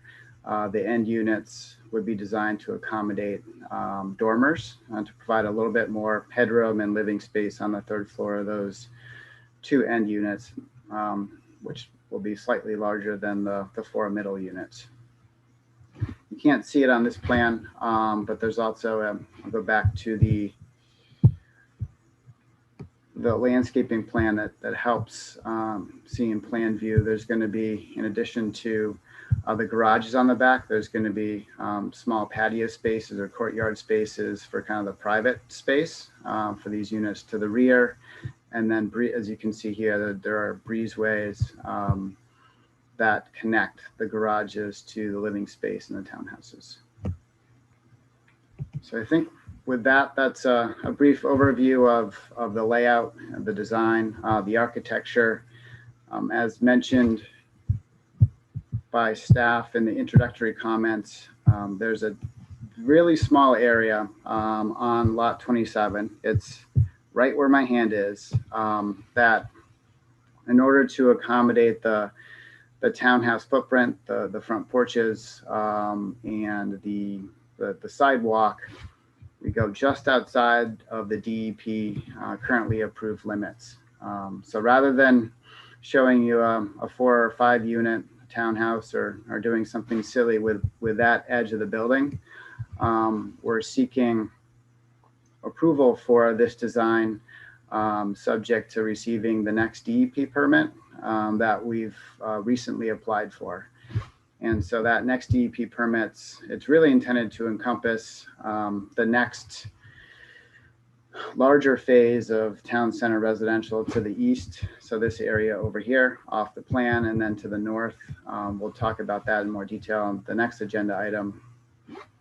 But also will accommodate this small little area of the site that's we calculated wrong by, I don't know, 5 or 10 feet with our last DEP application. So we're seeking, given kind of the de minimis nature of it, that when it's time for final approval for this, that we be allowed to get final approval of this design and simply hold off on proceeding with building this particular building and portion of the site until we have that DEP permit in place. From a stormwater standpoint, from a grading standpoint, this entire lot is already planning on draining to the gravel wetland that's installed or well underway to being installed right now across the street. So we've reviewed this with DEP, and they expect that to be designed in that manner, and the DEP permit to accommodate this design, and obviously areas to the east. I think I touched on the seating for the area near Townhouse C. And I think the other primary comment, and Drew Gagnon from Goral Palmer can chime in as well on this, is around the sewer capacity.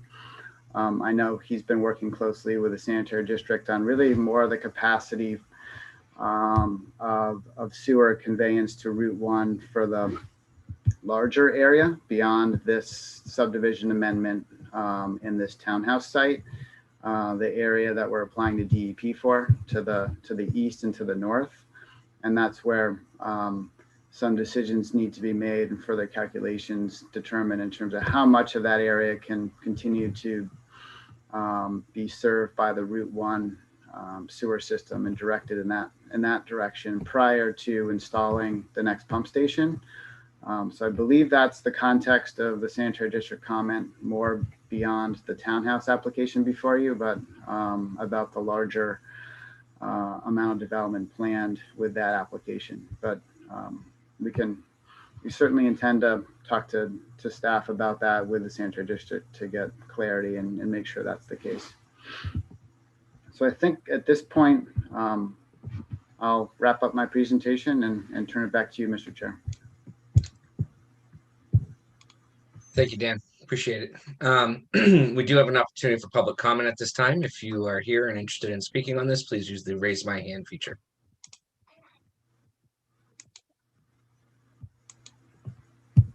All right, seeing none, close public comment. Jen, do you want to go first? Sure.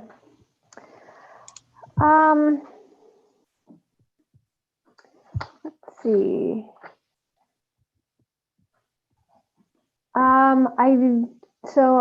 As you were finishing up, I was just reading through the staff comments. I did notice there that you're seeking a waiver for the driveway separation.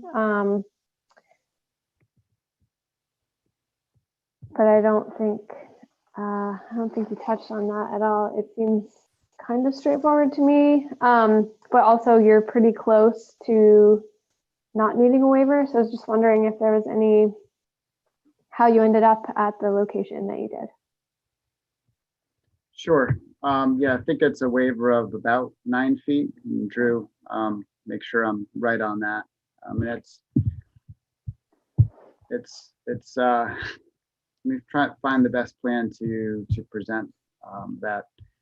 It really relates to the subdivision amendment that we reviewed with the board last meeting, where if you can see my hand, we're extending Hackamore down to this location here, and just need to, in the past, we've needed to delay that because it's outside of our DEP approval.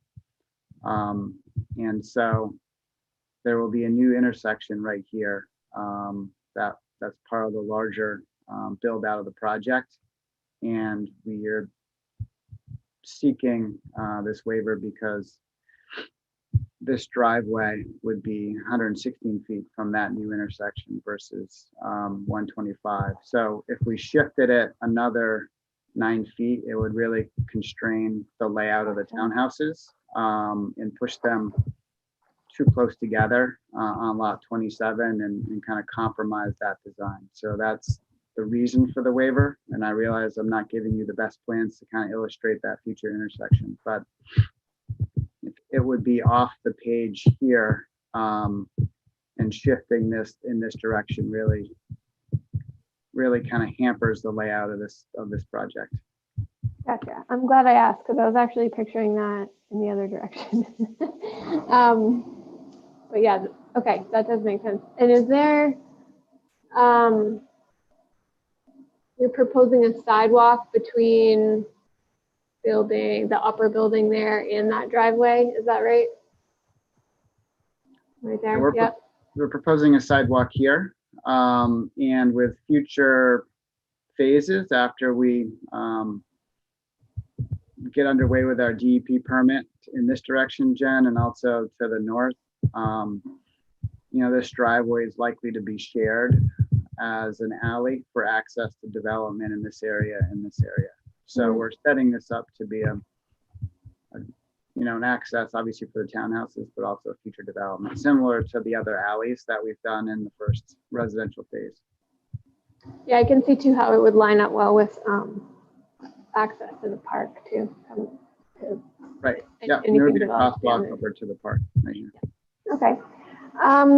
So that was one question that I had. The second question has to do with parking. It looks like you were providing, your application says 53 parking spaces, but only 36 are required. So I was, listening to the explanation about, a certain number of garage spaces, but then also uncovered spaces per unit. And so I was just wondering if you could kind of break down that 53 a little bit and explain how you got there and why you think that you need that many parking spaces for 18 units.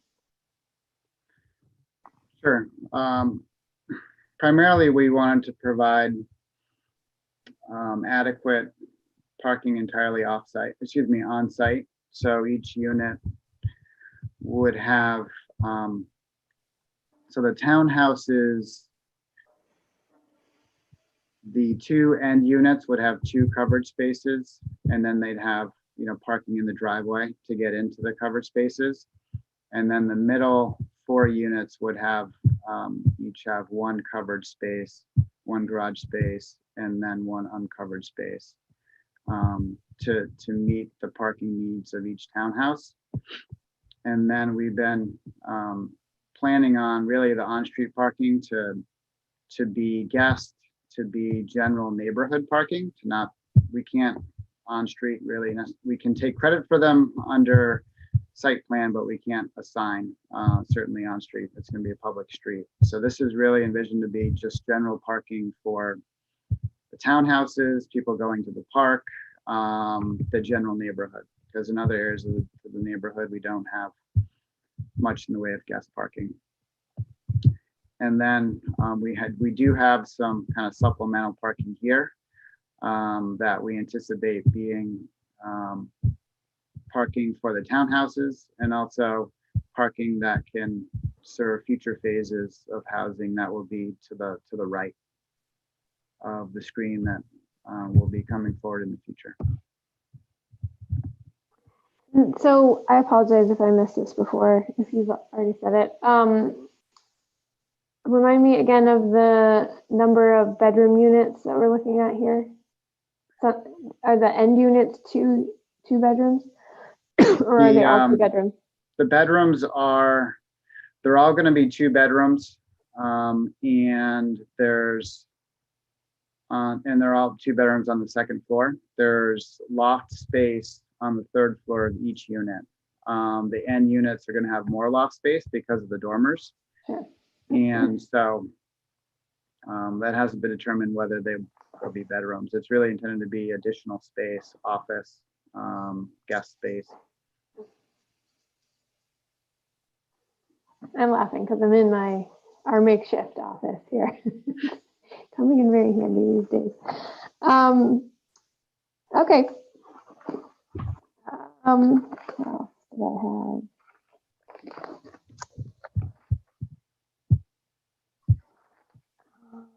I think that's it, other than, just echoing some other comments that were brought up in the memos, particularly the traffic memo. It sounds like we can look forward to an updated or revised table for trips that just includes your Saturday data. I think I'll just leave it at that for now. Thanks, Jen. Roger.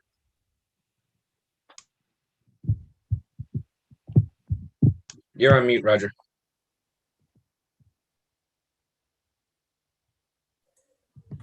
Okay. I think the buildings look terrific. I like the color schemes and the architecture and everything. I think it looks really nice, and I'm sure the landscaping will look equally as attractive.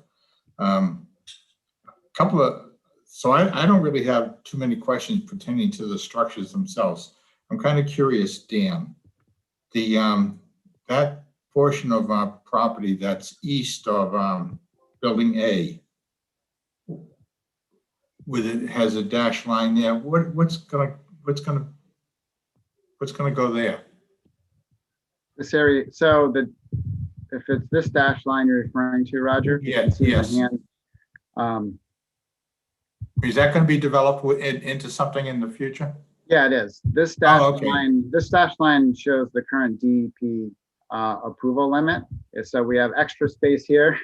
So that's going to be part of this location. We don't have quite enough. So we're laying out a condominium type project in this location. We're just haven't finalized it and need not only town review but DEP permitting. So is that going to be part of phase 2 or is that still going to be phase 1? It's going to be part of the second phase of this town center residential area. Yes. Okay. Yeah. All right. Along with that, on Pace Away, do you anticipate that continuing on into phase 2? Yes. Okay. Yeah. So right. Pacer Way is going to continue on and create a interconnected street grid and connect up to Hackamore, which is going. Yeah, it'd be kind of like a circle in a way, right? Yes. Curved. Yeah. Okay. No, I think it's going to look really attractive, and I think it's very interesting the way that whole area is being developed, and so I don't really have any other questions at this point. I think it looks good. Thanks, Roger. Rachel? Yeah, first of all, I just want to take a moment while I have the microphone here to express my appreciation for Crossroads Holdings and what it's doing in terms of working to set up that mass vaccination site. I appreciate the community spirit that you've brought to Scarborough and in these times of COVID and people's concerns. I do appreciate what you've done to get all of the contractors together and to get that site set up so that it may actually be open tomorrow, I guess, if the snow goes away long enough. So thank you very much, folks, for the work that you're doing. Well, Rocky's on, so he's more involved than I am in that. Thank you, Rocky, and all of your partners and your contractors and everybody who came together to get that thing going. Appreciate it. Now, if you could arrange for me to get an appointment for a vaccination, I'd appreciate that. I'm someplace in the 40,000 people who have pre-registered. I have a question on the buildings, A100. As I look at the garage and it goes into the mudroom, there appear to be two sets of stairs there. One that said it's going up and one that's going down. Could you explain what that second set is? Yeah, I have a little hand here, Rachel, if you can see it on the screen. So the downstairs, the set of stairs are going to go to a basement. So these will have basements, and the upstairs, which is only 3 or 4 stairs, goes from grade up to the first floor of the townhouse. So the townhouse sits up 4 steps higher than grade. So that's the. All right, I guess when I looked at I thought first that was a basement, then I looked at the plan set and couldn't find the basement. So we need to take a look at that. Is that going to be space that people can make into a recreation room? Or is it just a partial space? Is it for storage only? That would be important. I think these are the first buildings you've had at the Downs that actually have the basement set up. Our single families have basements that are under okay. construction right now. And Rocky may want to speak to the basement use. I think we need to have proper egress if it's going to be finished, at least for living space. But I don't know if Rocky, you want to speak to that? Sure, I can touch on that, Dan. There are pretty restrictive code requirements on use of basements for living space.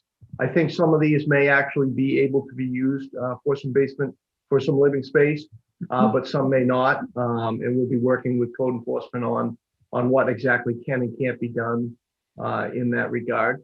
But we found that, with this type of unit, if I can take a chance to jump in here, this type of unit really appeals to more of a single family home buyer type of use. It's a condominium, but it's probably a little, it's larger than the typical condominiums that we've been building. And so we're trying to incorporate some of those features that we know this type of buyer might want in a basement. This is Maine, and people like to have basements under their homes when they can. So we can accommodate it here. Our drainage allows us to accommodate it. So that's the plan. And we are developing, the full construction set of plans right now.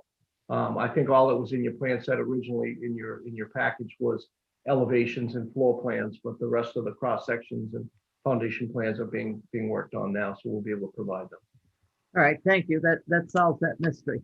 Because I kept looking for some place that stairway was going and couldn't find it.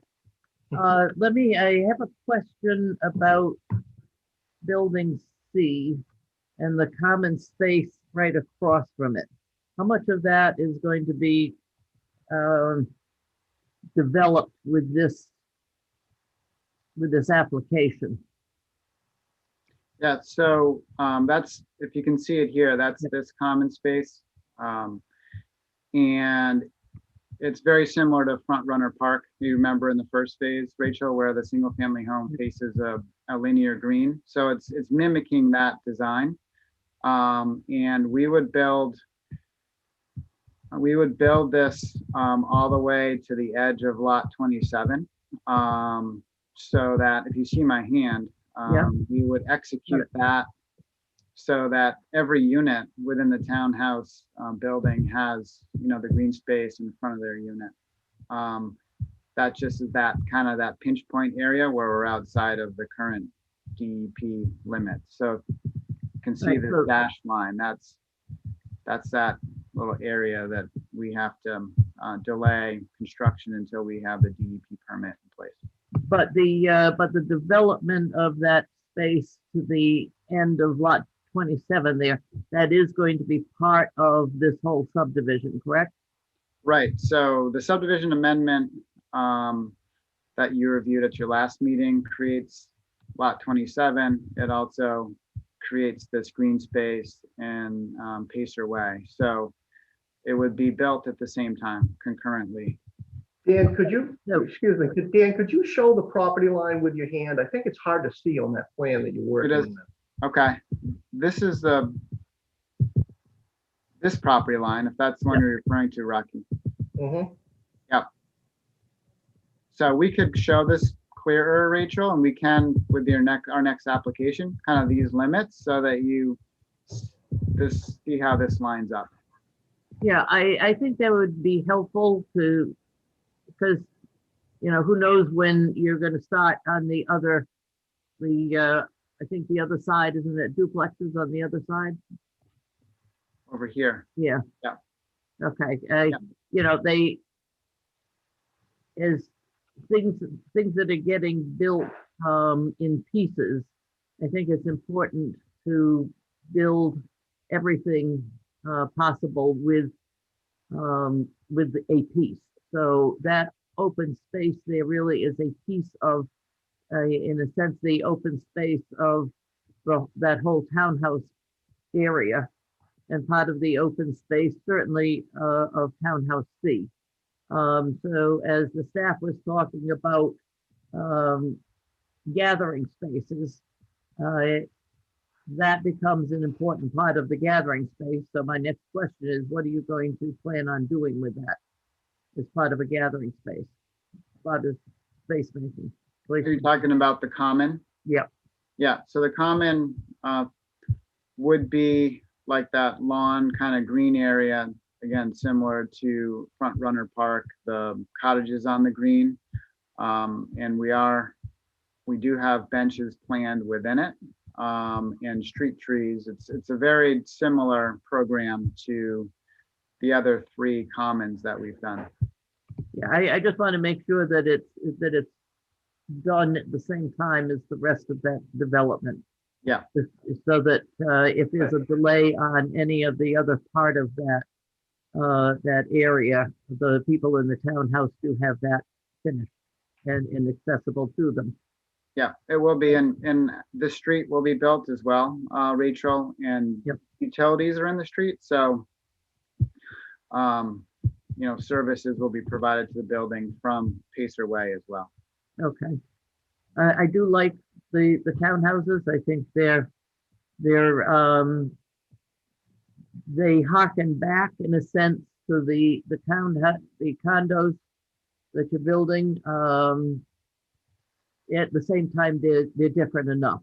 In other words, they harmonize, but they're not duplicates of what you've done, of the design that you've done. So I like the way you're moving the design each time that you build a unit or you build a complex. One design kind of flows from the next, but isn't the same. So I appreciate the thought that's going into this. And I actually lived in a townhouse once, and I'd love to have lived in one of these because they look very nice. So appreciate it. And thank you. I have no more questions. Thank you. Thanks, Rachel. Rick Meinking?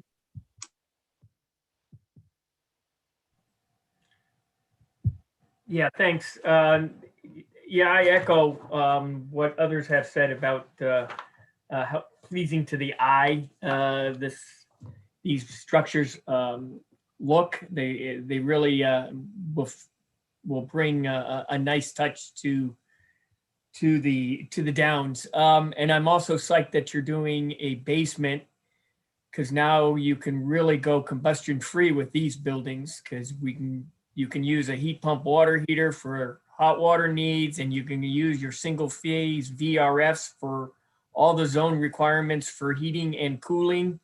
And you'd have a little compressor outside that you could nicely screen with some landscape or even a small fencing by your back patios, which is a nice feature. So this is really the way of the future, but it all comes down to making a tight envelope as well.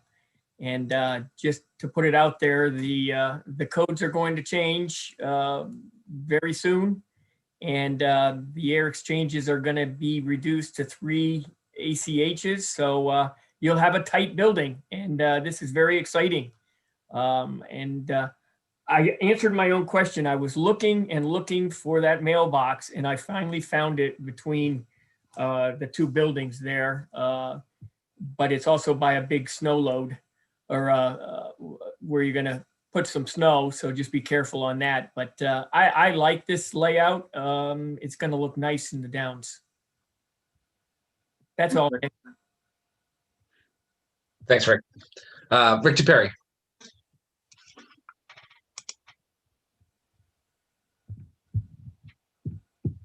Hey, Nick, can you hear me okay? We can. Oh, you're working? Sorry, You're I good. had the wrong calling code before. Everybody else asked some great questions, and I really do like this project. I do have one question, though, and it may not just be for this project, but for other projects as well. And Angela can feel free to chime in if she has some information I don't have. But regarding the lighting, the street lighting, so I see that you included a lighting plan that shows the photometrics, and that's great. And then section 14 had the lights that you propose to use, and those are really nice too. I did notice you're planning on using some dual lights, 2 heads on 1 pole. And technically, of course, there's nothing wrong with that. And it can be it can also be a good looking pole. My thought is this, so for about 100 years, the utility used these Cobra headlights. And as you drove through every town, they all kind of looked the same. And Cooper Lighting made them, and GE, and ABB, and American Lighting. Everybody made these Cobra lights. So when one failed, it was pretty easy to get another one that looked just like it, because everybody made them. And it was a competitive bidding situation for the utility, so that was all good, right? What we found recently is that the towns more and more towns are taking over their street lighting, and I'm assuming all these streets are going to be eventually taken over by the town. So as lights fail, not today or tomorrow or 5 years from now, but 10 years from now, even the utilities had a real hard time trying to match lights. So, not necessarily in Maine, because most of them in Maine are Cobra heads, but the utility, the company that owns Central Maine Power also owns New York State Gas and Electric and Rochester Gas and Electric, and they use some pretty nice lighting out there historically. And the utility can't get those lights anymore. So now they have, what happens? So my question is, if the town takes over these streets and a light fails, and 10 years down the road we can't get the light, what does the town do? And it may not be a question we can answer here tonight, but if the town's going to use different lights, or if the developer's going to use different lights and on streets that a town's going to accept, what happens down the road if every development uses different lights? Does that make sense? And again, it may not be some, Angela, maybe you have some insight? Yeah, I can speak to that. Am I on mute? Nope, you're good, Angela. Okay. I don't know. Usually I like have my ring around my box and I wasn't. So I was like, oh, I'm not talking. Yeah, Rick, that is a good point. And so when we retrofitted when we went through the process of converting all of our streetlights to LED and buying them from CMP, that was definitely part of the conversation, was not going with just say the cheapest light or things like that. We were looking at some companies that had the track record that this light will be around for a while. I know with the Downs Road, and Rocky probably will cringe when I start talking about streetlights, because we went back and forth quite a bit, because as far as the town goes, we have our, our standard Cobra head things, but I know they wanted a decorative. And so we actually selected a decorative and we kind of forced them into it, I think, along the Downs Road. And all of that got played into it on how we selected it. Knowing that nothing's a sure thing. And like you said, 10, 20 years, we might be looking at a completely different light. And we kind of did that with our residential. The subdivisions have that, like the coach lantern ones. We actually have a new light fixture now in our subdivisions that looks slightly different. On the untrained eye, you probably wouldn't notice. And we just started retrofitting those out. So you can always find something, I would say, similar to the untrained eye, wouldn't necessarily catch their eye. But I will say we went through a whole process of trying to figure out what we're going to have in subdivisions, what we're going to have along like Route 1, the major intersections for Cobra Head, and what we could provide a development like such as the Downs for a more decorative fixture along the corridors, or where they wanted to have something a little nicer, like in the median down the Downs Road. So that's all been part of the consideration. Okay, that makes sense. It sounds like you've already figured out, thought ahead on that, and that's great. So, yeah, and they did say in the beginning of the document that Dan and Rocco, it said that they had picked lights that met the town standards. I just didn't know. I just wanted to make sure that we were, because I can tell you, just from a utility standpoint, we've replaced lights in an entire, not just entire streets, but entire neighborhoods, because 2 lights went out and they didn't want 2 different lights. Mm-hmm. And it was, DOT said it was a hazard because those lights put out a different color and a different, so they had to be uniform. So I just wanted to make sure that 10 years down the road, we didn't have 100 different lights out there. So, but it sounds like you're already on it, so that's great. And Public Works stockpiles, well, not stockpiles, but we have some in supply, so that if something gets hit by a car and a pole goes down, that we can go out there and repair. Actually, one just came down at Grist Mill last week. We got a call to go out there and replace one. So we have those fixtures. The town does. We buy them ahead as well and have some available for quick repairs. Okay. And I will say that the lights that I saw in this document for this area are very nice, and I think they'll look really great. And my only other comment is I think that, again, the Downs is doing a great job on these projects and appreciate their efforts. Thanks, Rick. Rick, Mike King, did you have something you needed to work in there? Yeah, I was just going to say that the Downs has done a great job in ensuring that the CRI and the color temperature of these lights are all consistent, and they're using the 3K color. So, I think there's always that risk. 10 years from now, I hope you're not replacing light fixtures, because that doesn't make a whole lot of sense in terms of what we're anticipating for measure life out of LEDs. But certainly there's always that loss of, getting the same exact fixture. But I think there's catalogs and catalogs of different fixtures that you can find something very, very similar down the road. But I do agree that making sure that the color is consistent. And honestly, as you get into these little subdivisions and different areas, sometimes when you're doing pole lights, post lights and things of that nature, not down the main streets, having different fixtures kind of make it a different neighborhood. And, you know, if you're looking for over 55 housing, well, that may be one kind of light that those folks kind of remember back in their day. And then if you're using a different fixture in a neighborhood where you have young children and a little more modern, I think that just kind of brings the characteristics of neighborhoods, and it all fits together in the big puzzle. So I think the Downs is doing a good job on their selection and style of lights. That's it. Just my 2 cent worth. Thanks, Rick. Russell? Nick, this is really my first pass at this, seeing this. I'm impressed with what I see here. First blush, it's aesthetically pleasing. I really don't have any substantive comments on what we've seen tonight. I look forward to sort of the next go round on this.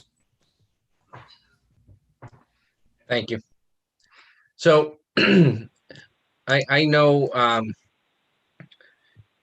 you know, Dan, I know you'd like preliminary this evening, and what I hadn't really heard from the board, and I think we need to all weigh in on whether or not we think they're in a position to do the preliminary approval this evening, is, you know, their waiver request, and then I think you know, in the sewer aspect of this, and I think we need to, as a board, kind of give direction as to whether or not we need to see this one more time through with DEP, you know, approval, and, you know, in the works. And I understand, Dan, where, you know, you've got only a small chunk of it that's impacted here. But I think we need to, I didn't hear anyone really go at those points specifically, and I just want to clarify with the board whether or not the board thinks this is okay at a preliminary stage here.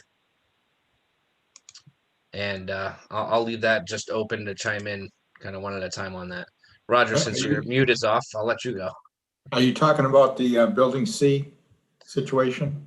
Yeah, we've got, yeah, there's a waiver request there.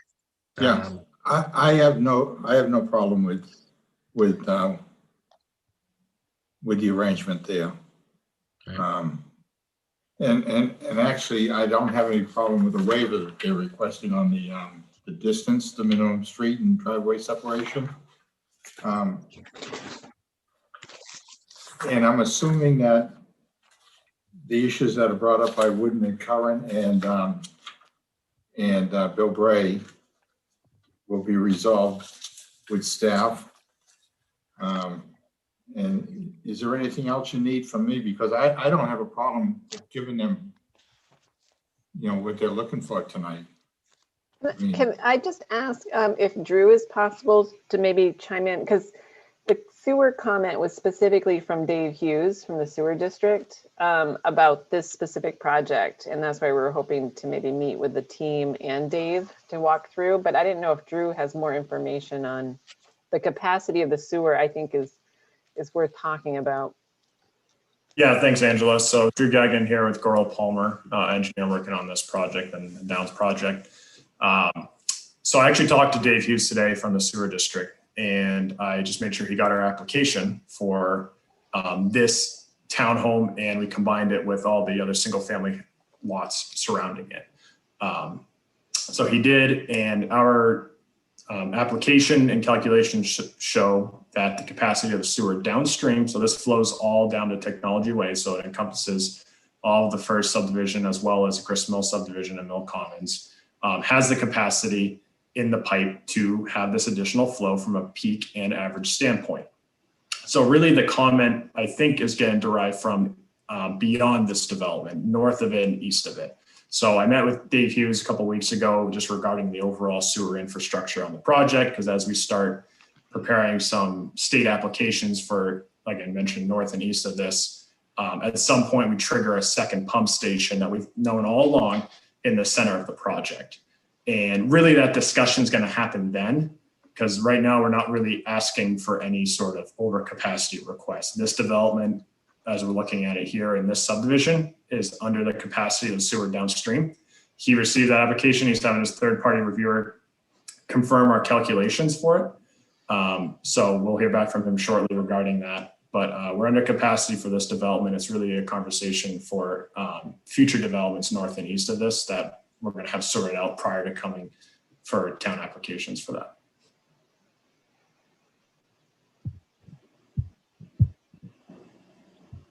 Angela, did you have any follow-up on that? I think it probably still is worth a conversation between the team and Dave and ourselves, because we met on, I don't know, maybe Jamel can fill it in. As of, was it Tuesday, Dave had concerns with this site, and I totally understand what you're saying. If you had a further conversation and probably provided more information that he didn't have at the time, so maybe that clarified it. Yeah, and we're certainly happy to meet with him and discuss and go over this. And I did provide him more information probably after that conversation, which may have triggered some of that comment.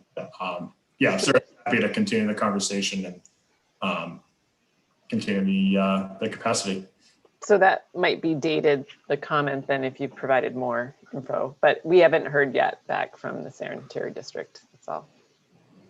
Yeah, we're happy to address this issue as well as the others prior to any final application. So we're at preliminary at this stage. And Angela, we're pleased to set up a call with Dave and make sure we're all talking about the same flows. If I could touch on that, Rocky Risbera here. I think it's the townhouses and also additional, there's other parts of this project that will be going in the same direction. Dave, we've got to go through the numbers and make sure that he agrees with everything, but we've spent a lot of time on figuring out the sewer system and what goes where and when that second pump station has to kick in. And I'm confident that there's no reason these townhouses can't go into the system as we planned. Thanks, Rocky. Rachel, so your hand up. Yeah, there we go. Yeah, I have, this is a preliminary preliminary subdivision and site plan. And I'm comfortable passing it tonight as a preliminary because we're not going to pass a final if it doesn't meet all of the requirements. I think the waiver request, you see, for the minimum street and driveway separation is reasonable. I would be in favor of that. I think I have no problem with this moving forward. Thanks, Rachel. Rick Meinking and Jennifer. Yeah, I don't have any problem either. 9 feet doesn't put a halt to this, in my opinion. And again, it's got to go through final. And if things don't line up, then things don't line up. But it sounds as if everybody's confident that things will work out with the sewage or the water, and so therefore I'm comfortable with granting preliminary approval tonight. Thanks, Rick. Jennifer? While I don't think the DEP limit overage is, it's not nothing, but I would be comfortable with, as long as that small area of impact is covered, included, and approved in whatever the next round of DEP permitting is. That seems reasonable to me, and it sounds like you're already on your way. Is it just me, or I can't hear her at all? The audio's a little low on your end, Jen, but I can still hear you. Okay, hold on. Nick, if I could jump in too, I just wanted to make sure that the discussion was had about their request for their DEP waiver that Jen was just noting, just so they have direction on that as well from the board. Thanks, Jamil. How about now? Is this better? A little bit. Just talk louder. Yeah, so the DEP issue, nothing, but I think it's reasonable that if that small area of overage is covered on your next permit application and approved through DEP, then that seems reasonable to me. And, it sounds like the dialogue is definitely moving in the right direction with the sanitary district, but certainly, that making sure that a development like this can tie into a utility system with adequate sewer capacity is really important. And, like I said, I think obviously you've started those conversations. It sounds like you're probably close to that being resolved. And so I guess, in that way, granting preliminary approval seems appropriate. And then a final approval obviously would be pending all of that getting worked out in a more detailed way. And for the driveway separation waiver, again, it's not, it's 9 feet it's not a lot of area. It's probably not super significant in the grand scheme of things, but I do just, it is kind of, and I understand where you're coming from. Thank you, Dan, for the explanation on how buildings and driveways arrived at where they are. But I can't help but point out that just seems a little bit unfortunate for a waiver like that to be needed on something that is sort of otherwise all brand new out here. And, I understand that it's not, that there's pieces and processes to this that have already happened. So the master plan approval process, for example, that identifies where the right of ways are, et cetera. But, there's reasons for having those waivers. And so I think in this case, given the type of roadways that you're talking about connecting to, it is probably fine. Thanks, Jen. Rachel, did you have your hand up there? No? Okay. All right. Staff, are you looking for anything else at this juncture? Jamel? No? Okay. Angela, you all set? All right. All set. Okay. With that, hearing what seems to be some consensus amongst the board, I will make a motion to grant preliminary subdivision approval for townhouses at Fournier Park LLC. Okay. I have a second. Is there any discussion? Seeing none, I'll take a roll call. Roger Beely. Yes. Rachel Henderson. Yes. Jennifer Ladd. Yes. Rick Meinking. Yes. Nick McGee. Yes. All right. Thank you very much. Thank you. Next item on tonight's agenda. Kevin A. French requests a site plan amendment review for 160 Pleasant Hill Road, Assessors Map R78, Lot 50C. Jamel? Thank you, Mr. Chair. So this project's located within the industrial zoning district and the aquifer protection overlay along Pleasant Hill Road. The applicant's proposing a 1,500 square foot addition to the existing building on the property. The proposal also includes a new garage bay, conversion of an existing garage bay into office space, exterior renovations to the building, and improvements to the grounds. Staff has noted that the site plan review ordinance requires a driveway width of 26 to 30 feet wide for the site. And it looks like the width for this project is 35 feet as existing. And staff has recommended that the applicant reduce this width, as this could provide for additional landscaping areas adjacent to the entrance. Staff has also recommended that the applicant provide additional buffering provisions along the southern property line and adjacent to the dumpster enclosure. Some fencing and or plantings should be considered to help screen the project from abutting properties. The applicant's proposing 4 compact parking spaces that do not appear to meet the off-site parking regulations set forth in the zoning ordinance. The applicant will need to revise the dimensions of these spaces in order to meet the town's requirements. And the applicant should also discuss the proposed building modifications with the board, including the materials and colors. At this point, I think Angela would like to speak on some of the stormwater elements for the project. Thanks. Woodard and Curran had a couple of comments, I think, in their technical review that, so I just wanted to point out one of the things that staff flagged from that was the stormwater calculations. And when we look at always trying to meet or be below pre-existing kind of flow rates from the site, this site was modeled in a way that appears some rounding was happening. And I guess the concern that staff had on that in particular is that there's a lot of development in close proximity. And so one of the things in our ordinance we keep referring back to is not impacting abutters with our stormwater and the flow from these sites.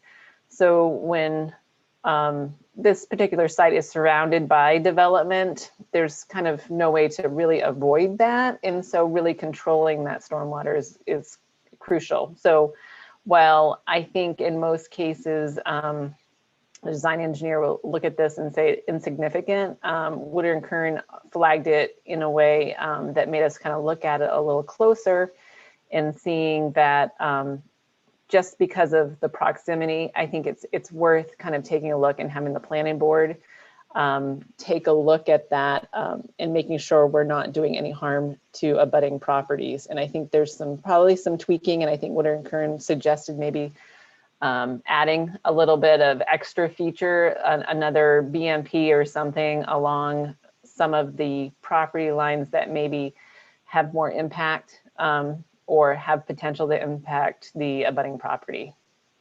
So I think in our staff comments, we just had mentioned that, and that's something that we could work with the Acorn team to try to work through that, I think, as staff, but significant enough to have that conversation with the planning board.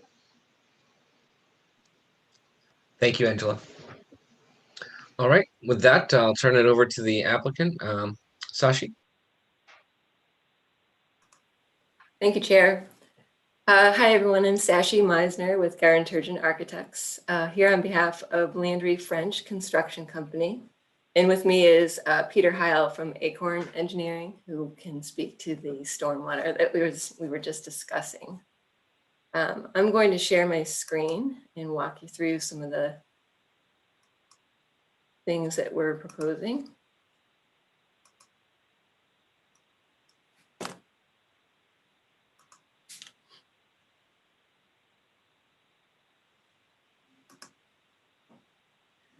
Okay, so Landry French is really excited about this project. As you can see, their existing building is clad with blue metal siding, vertical metal siding. The front here is a painted concrete facade that has a pebbled texture to it. And then they have existing storefront windows that are dark bronze. So our team was really looking at ways to modernize the building. Landry French was really looking to create a building that's more reflective of buildings that they construct. So what we ended up working with here is just taking the plan to completely redo the entire facade of the building, so refacing the whole structure. We were keeping the existing windows, but also adding some new windows to incorporate some more natural light within the inside of the office. There's one addition to this building is a new garage bay on this end. So they took this garage bay and converted that to office space, first and second floor office space, and then added another garage bay on the side of the building. And that is a little bit over 1,500 square feet. So that's the total amount of the addition. They've also added in these renovations, a 2-stop elevator. So you can see a little bit of the tower there, and that's what that's for. So the changes to the building face are repainting the pebbled concrete facade using warm grays, replacing the blue siding with both vertical and horizontal metal siding that would be in the warm gray tones. Adding Nichiha panels, highlighting the entrance here, and then highlighting this first garage bay. And these would be in a wood tone, and the Landry French logo and signage would be within these panels. And they'll have a sign application submitted at a later time. These panels are both sitting out front of the face of the building. So there'll be recessed can lights within the undersides of these features. There's a small canopy added over the man door here, which would be in the green color of the Landry French logo with a recessed light fixture underneath that. And there would be new building mounted light fixtures. So there would be some larger fixtures along the buildings at the garage doors and then around the side of the building to light the rest of the site where they have storage and need security lighting. And we did submit an updated photometrics plan showing the light fixtures on the building. For the site, we're not proposing a whole lot of changes to the site. The site is relatively flat. Neighbors are all industrial uses. And they currently have 24 parking spaces. They were looking to add some more parking for these improvements. So we were able to add some more. They have a secured storage area here. So there's a fence that comes to the back of the building, goes down this way through this vegetated property line here, and then back to the building. So this is a chain link fence that's secured. They're looking to expand that fence to include this area. And then another feature about this site is that it has a shared entrance to Motivation. So they have this is all Landry French property, but they have an easement for Motivation to access their property. So this is just a real quick graphic showing what our improvements are on the aerial. So adding parking here, kind of removing a lot of the excess pavement, making the layout more efficient. So they don't have extra pavement that's not serving them. And we're removing some areas of pavement that are not adding to the streamlining the circulation. So the new garage bay goes here. The new fence line is outlined right here. They have their 2 dumpsters are right here right now, just on the gravel area. So they're going to formalize that with a concrete pad and make it a little bit nicer looking here with easy access for a truck to come in and pick it up. We're also proposing new light poles. There's currently no site lighting except for what's on the building. So we'll be adding some poles along within the parking areas. So this is the site plan showing areas in red are pavement to be removed. Areas in gray are new pavement that's being added. So we added the additional bay of parking along this side of the access drive. We initially started out trying to do it a little bit differently where we had compact spaces here. We've since then revised those, and all of these are standard parking space sizes. So we're adding a little bit of pavement here to align with the garage bay and have a paved area to access the dumpsters, but everything else here remains gravel. So within this edge here is the gravel storage area that's not going to be improved. We're only extending the fence to include it so that it will be secured. We're also adding a vegetated underdrain soil filter near the entrance of the site. And here you can see the pole light fixtures that are lighting the parking lot. For plant material, they have some existing evergreen shrubs, pretty much a pretty dense screen along the property line here. There's kind of scrub vegetation that goes around the perimeter that's all going to stay. There's a mix of white pines, some primary plant trees that are coming up, shrubs and things like that. It's pretty much not maintained, and it's going to remain that way. We're adding some additional canopy trees along the parking area for appearance, as well as some shade. Where we remove some pavement at the entrance here, we're creating a nice little row of trees on both sides of the access way to kind of highlight the entrance into the building. Adding a couple of evergreens to go along with what they have along their existing buffer. We will be planting the soil vegetated soil filter. We are removing a couple of the evergreens along this property line and replacing them with deciduous trees.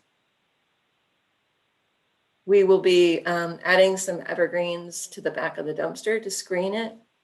And then they're adding a little patio in the back for employees. So we've really beefed up the vegetation along this perimeter.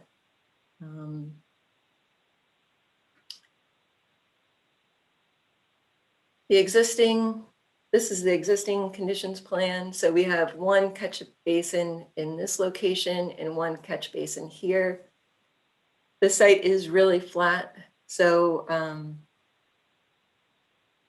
flows go towards the catch basin and they catch most of the stormwater from the road and what's within the parking areas here. What's in back, I'm assuming just either infiltrates or goes off-site. So we've added Acorn Engineering has added a vegetated soil filter here and really pushing the water that's on the site, at least in this portion of the property, towards that. And we did not address anything in the rear here with any formal treatment areas. So that's most of the presentation. I was just going to go through some of the the comments that staff had identified. So one of the comments was about decreasing the width of the entrance drive by 5 feet. So it's currently around 35 feet and the request was to reduce it 5 feet. So we did start looking at what that would do to the existing driveway. And in looking back through Google Images, I noticed that there was this pattern for movement into, I'm assuming, the motivation location. So it seems like they're really using that whole entrance drive, which this is, we're not working for these. This is not our client, so we haven't really done any investigations as far as what sort of vehicles they need to maneuver in here, but I'm assuming it would be tow trucks and things like that with a kind of a somewhat long, and maybe they need this full width to get around and loop back in. Also, if they're coming from this direction, I'm imagining it would be a little bit difficult getting a full 180 back into this driveway. So we did look at that. This one was, I believe, 2013. And then this one was 2015. And you can still kind of see that they're doing that same movement. And so I took the existing conditions plan showing a modification where we reduced the width of the driveway to a 30-foot width. And this is what it ended up looking like. You know, it would be something like this. And it was a little bit concerning to the client, to the applicant. Just not doing a full redesign to make sure that Motivation could get into their facility with these changes. And on site right now, there are wear signs along this edge. So the applicant is not supportive of this change. They're concerned that it would end up being a much larger project than what they intended to get into. And so they were hoping that staff would reconsider and allow this condition to stay the way it is. Another comment that we received was the idea to put a solid wood fence along the southerly property line. And currently there's a chain link fence there, and I've taken some photos of the buffer that exists, so you can see it's pretty significant. One thing that Landry French has had happen to them in the past is someone had broken into their storage area. So I think they wanted the porosity of a chain link fence and the security of having their area fenced. So with that in mind, we were hoping that what was existing would be enough of a buffer for the adjacent property, which is, they're all industrial uses. I think we're looking out onto some truck trailers and construction materials and things like that on this side. Maybe that won't be always the way it is, but right now the buffer seemed to be doing a good job of screening, at least for this property.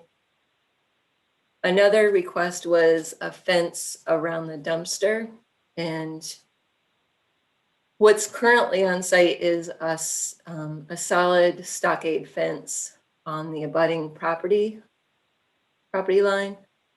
So where we are looking to put the dumpster is pretty close to that stockade fence. So they have zero view into the dumpster location. And there's really no other properties that would be looking into it. We are proposing to add evergreen plant material on the abutter's side, but there really is no visibility from that property anyways, even if the shrubs or trees weren't there. So that was something, we didn't want to add 2 fences right in a row and have some weird kind of maintenance thing going on behind them. So the request is just to not have a fence, but add screening shrubs for behind the dumpster. And with that, I will turn it back to the chair, and we can discuss any of the stormwater. He can discuss any of the stormwater questions that you had.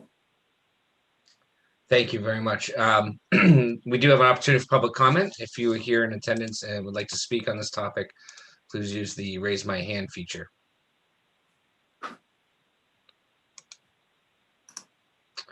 All right, seeing none, I'm going to close public comment. Turn this over to the board.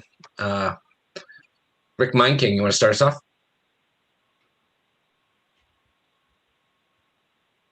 Sure.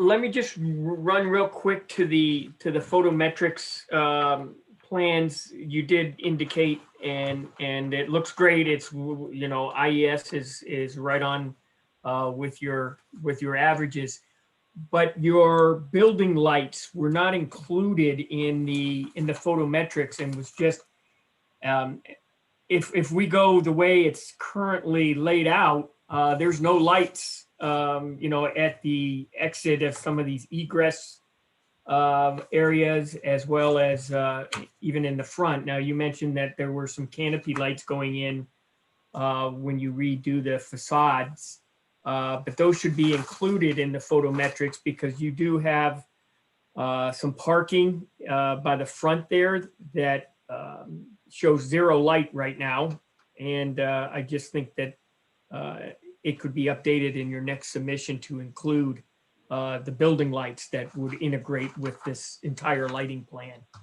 So I would like to see that. I think you made a pretty decent case for that entrance way. I know the folks in Motivation, you know, some of those tow trucks, if they're using the flatbeds, they get to be quite long. And sometimes they put a car on a flatbed and they hook one up to the back end. So now you're really long. And I was impressed with the presentation you made, and I think you made a case for, you know, not doing much on the entryway there. If you're looking for that input, Nick, on that. It looks like this on the staff comments, they around the dumpster, out of sight, out of mind, I guess, out of view.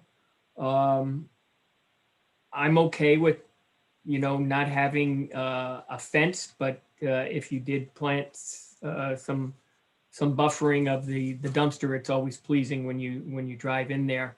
You didn't mention anything about the staff comment on those 4 compact parking spots, and was wondering if you could address that, or maybe I missed when you mentioned those.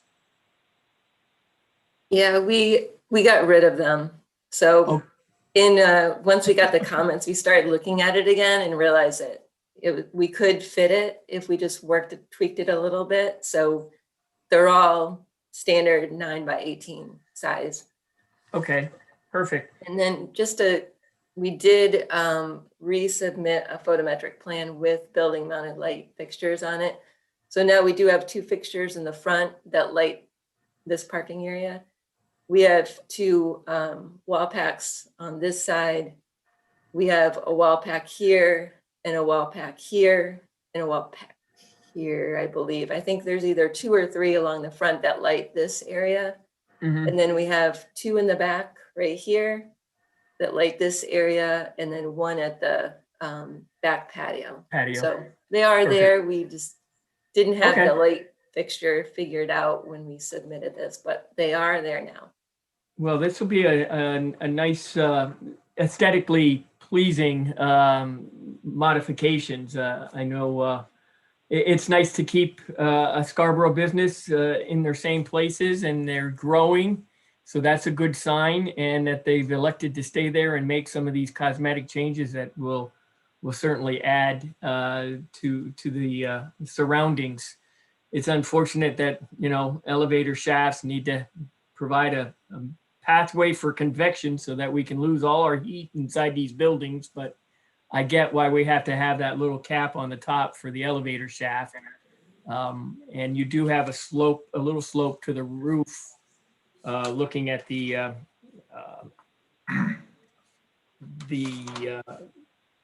plans, because I main and flat roofs just drive me nuts. That's all I have, Nick. I think this will be a nice modification to a good partner in Scarborough business. Thanks. Thanks, Rick. Jennifer.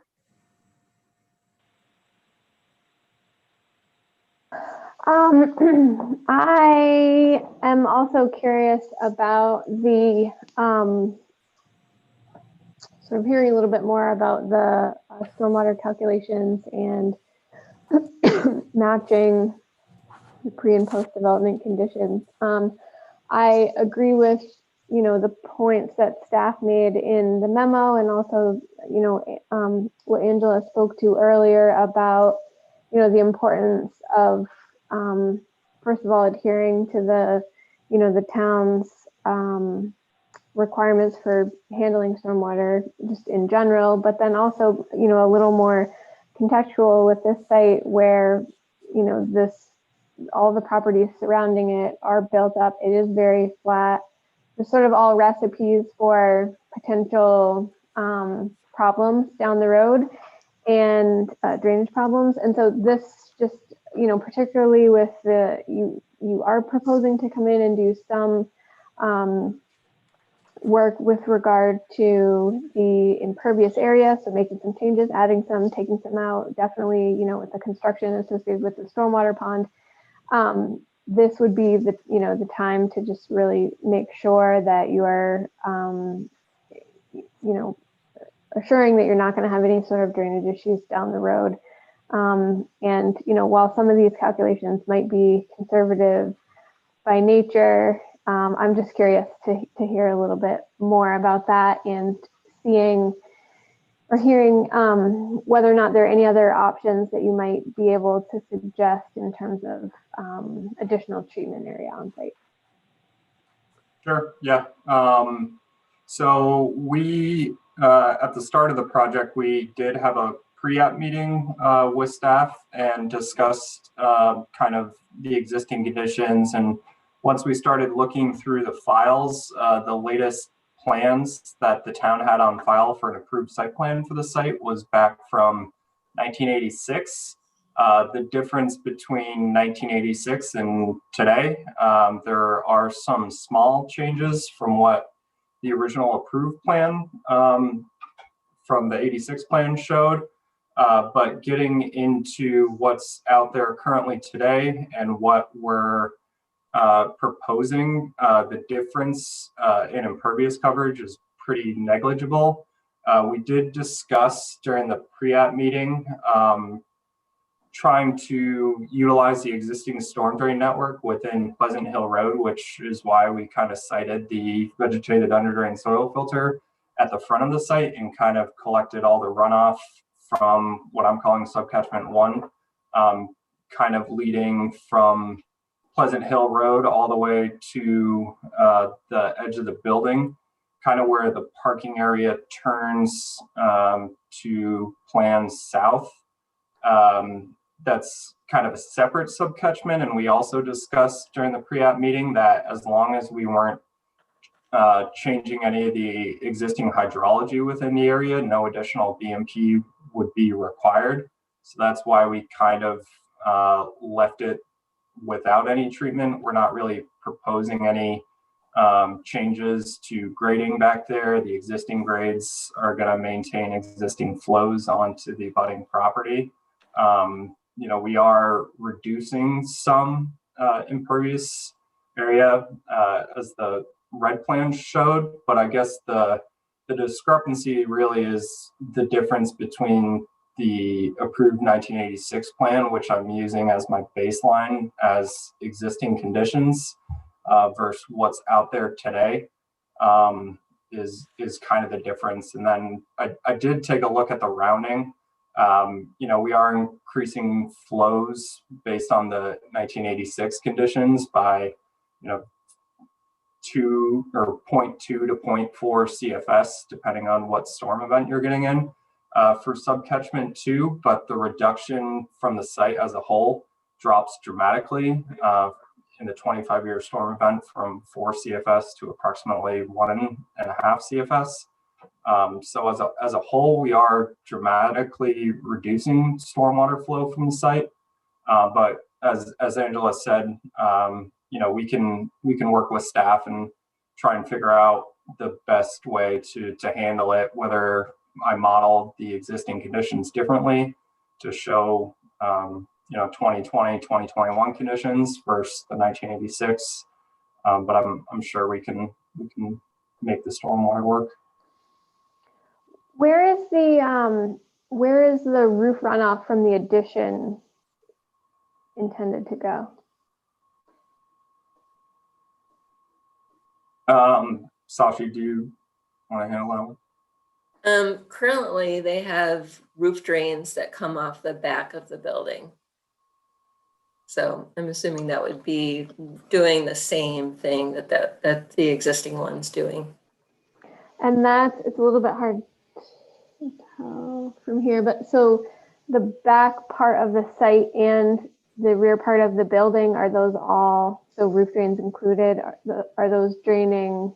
I thought you said earlier in the presentation that sort of like that, the rear of the site in general drains off site in that direction, doesn't head towards Route 1 and the driveway? Yeah, I think based on existing grades, everything from the roof and the gravel area kind of drains towards the east and not towards Pleasant Hill Road. So for anything that does drain towards Pleasant Hill Road, we have captured that with the vegetated under drain soil filter. But everything else that doesn't drain to it kind of just sheet flows to the east. Angela, is that kind of the area that informed the question or comment from both staff and Woodard and Curran? It was in, I know Lauren Sweat had brought up specifically in that L section, I guess is what we're calling it, that heading towards the motivation or whatever that location. And I understand what Peter is saying is overall reduction in the site, because they are doing some good work. I mean, it's cleaning up the site a lot and removing pavement and moving things around. It's just, it's going in different locations. So I understand we have different points kind of interest. It really just looking at that property line. And I guess the point being is if the hydraulics didn't change in that area, then we wouldn't see an increase, right? So I'm trying to resolve that a little bit and trying to figure out that, making sure that each of the property owners aren't impacted rather than saying overall, this one might be impacted, but these guys aren't. And I guess to also to speak to the small numbers, like I said, we've heard this, I know in the 5 years I've been in Scarborough, we hear it every meeting, is that these insignificant stormwater flows. And I think how we, as the board, or I should say, as the board usually looks at it as having someone say they have more water on their property or in their basement or wherever it is. It doesn't matter if it's one more drop or 0.0 CFS or 0.0 CFS. It's more, it's important to show a documentation that shows that you're not doing harm in that respect. And that's kind of how the board has looked at it. And while it is considered probably insignificant, it's hard to tell somebody that is, usually I get those calls when they have a puddle in their yard and they're saying, pointing at their neighbor. It does, I can't tell them that it's insignificant. That's the problem. Is there any opportunity to reroute the roof drainage to head out towards the new stormwater feature that's being built? It sounds generally like you're probably not proposing to do a lot of work to the roof itself other than the elevator mentioned, but it seems like that might be something that could help alleviate the situation.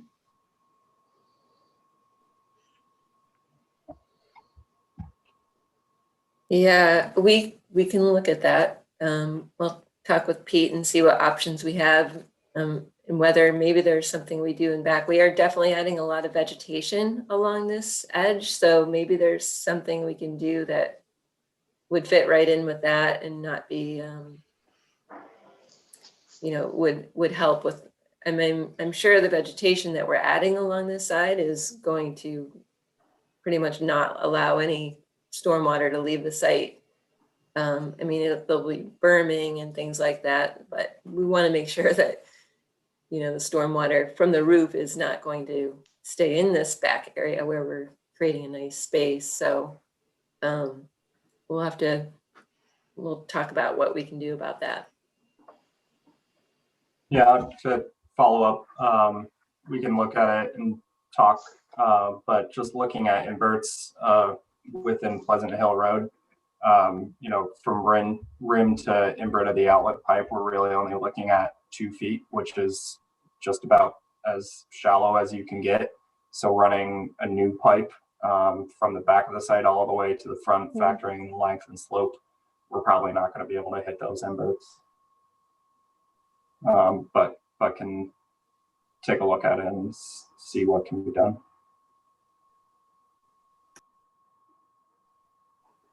Thanks. You all set, Jen?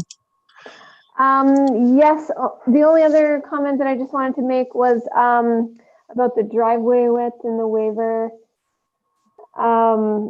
request there. I love Google Street View for the reasons that you mentioned, in that you can sometimes go back in time and find a little bit of history out about your site. I would be curious to know, I know that there was a graphic shown where the driveway width was reduced right here, yeah. Where you sought to realize a more narrow driveway by sort of reducing it from the top of this image down, if you will. But to me, it really looks like that is the side of the driveway that is being more heavily used, whether it be in for entering traffic or exiting traffic. And so I just, I wonder if there's the opportunity to shrink it up sort of from the bottom up, as this graphic is shown, and whether or not that might accomplish both the meeting the driveway width, but also, preserving the access needed for both Landry French and the abutter here. That might not be an answer that you have right now. It might, you might have to have a conversation with them to just understand a little bit better about how they're using that that driveway. But I do think the wheel paths there are sort of interesting. And it just kind of looks like the lower side of that driveway maybe just isn't getting as used as heavily as the upper side. Yeah, it's a little tricky because if you decreased it from this side, that's their driveway entrance. So it ends up being, they actually ended up paving this area like within, I think 2019, it looks like it was paved. So they store vehicles here and then enter in here. So it would be removing it. I don't know, that it would be, I mean, I can look at it. I think it would be a little weird with the entrance there, but we can do another exploration of it and see.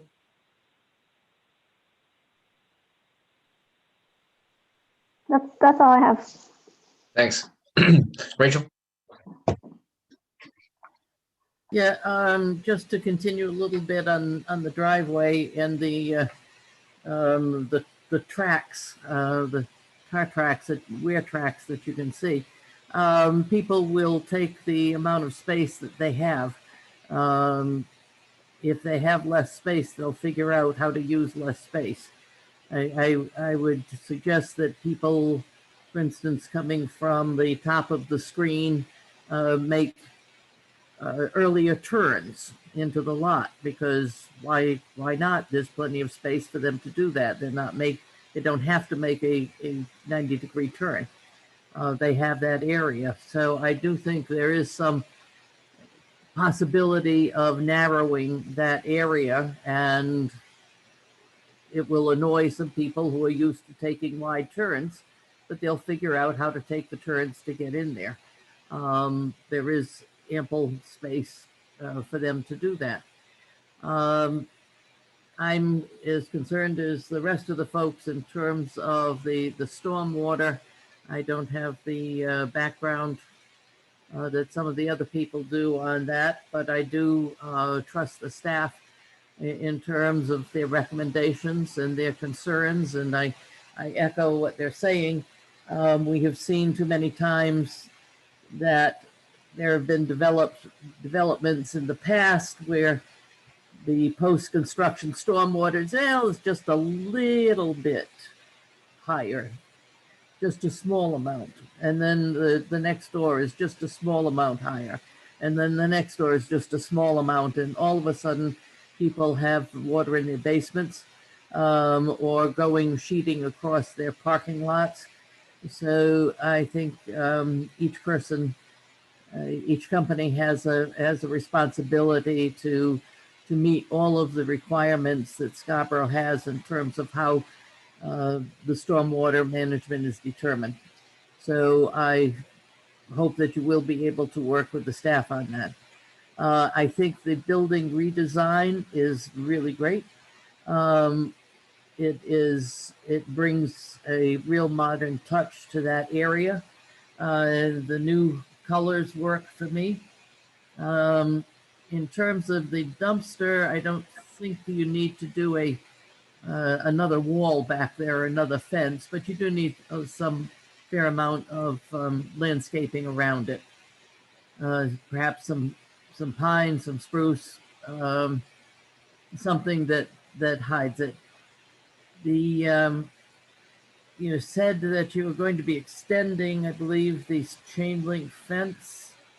I assume that I'm hoping that the current chain link fence has got the black vinyl covering, does it? If not, the new chain link fence. We've been going recently with the request with chain link fences that there be that vinyl covering on the links, on the fences. So I did not see whether you were going to be doing that in the plans. Yeah, it doesn't look like there's any vinyl covering on that. So I would suggest on the new fencing that's you start to meet the design standards on that. And I think that is been running down. I do appreciate you're taking out some pavement and replacing it with trees. I think the amount of landscaping that you put in the back near the patio will go to an extent in terms of soaking up some of the water. But take a look at the drip edge and how that's going to be handled. And that's all I have. Thank you, Rachel. Roger?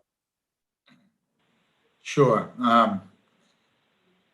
First of all, I think the new building, the way you have it designed and the color scheme and the architecture really looks terrific.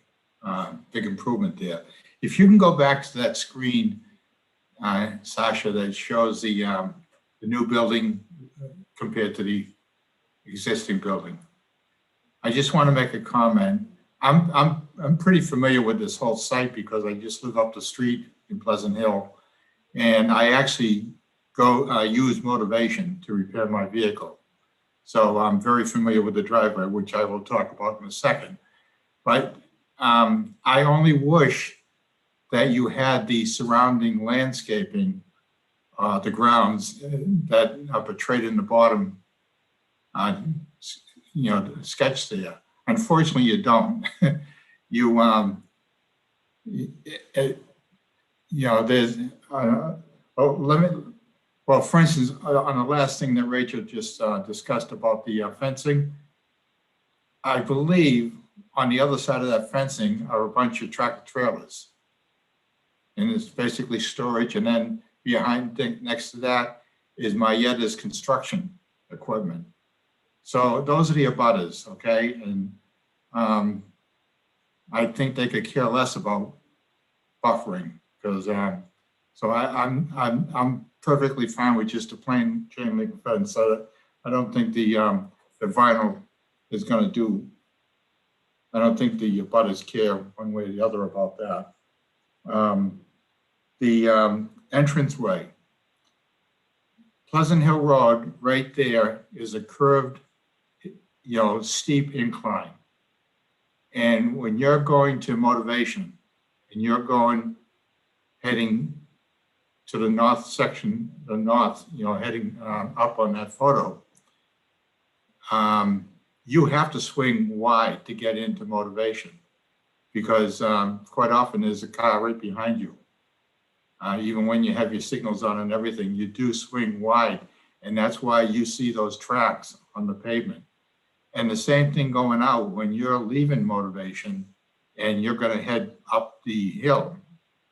You have a tendency, I know I do, I go as far right as I can because you have to be able to see the sight lines because Pleasant Hill Road curves and it's an incline. And the cars are coming down there quite fast. I mean, even when they're typically going the regular speed limit above the hill. once you're going down the hill, you just pick up speed. So I would have some real reservations about trying to do anything with that entryway right there. I know Motivation has paved their whole parking lot in the last year or two. You just don't leave that when you're leaving Motivation, you just don't, if you want to head back up the hill, you have to sit there for a few minutes. And in addition to that, right across the street is Chamberlain, where tractor trailers typically are coming out of. So it's can be kind of a dangerous section of the road right there. So I would just have some reservations about doing anything about narrowing that down. It's and the other thing is on the I just have a problem with the robust buffering or anything like that. When you have a lot of just plain, construction or tractor. I mean, we're not talking about other nice office building complex or anything like that. We're not, it's just not there. In fact, the building there where Tri-State Packing is, that long, where you see the silver roof, the side of that building is just all rusted. It's just an all rusted building. And that's not Landry French's problem. That's, if anything, we should require Tri-State to put some buffer in that, to do something with their building. So, I just had to just offer those comments. I mean, I've experienced that entryway quite often. So I think what they're doing with the building and everything looks really, it's going to be a big improvement. I don't think you guys, I don't think they have a sign out on Pleasant Hill Road, do they? Is there a sign there? Okay. It's right here. Oh, it's right. No wonder I never see it.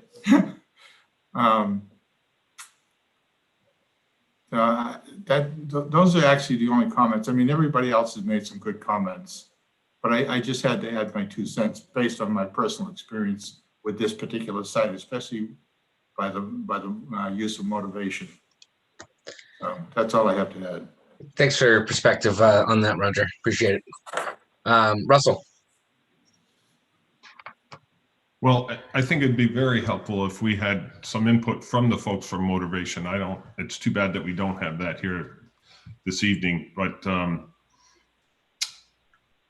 the width of that entryway, especially if cars are having to make a wide turn there, and it's pretty evident from the traffic pattern that we saw Sashi present that's happening.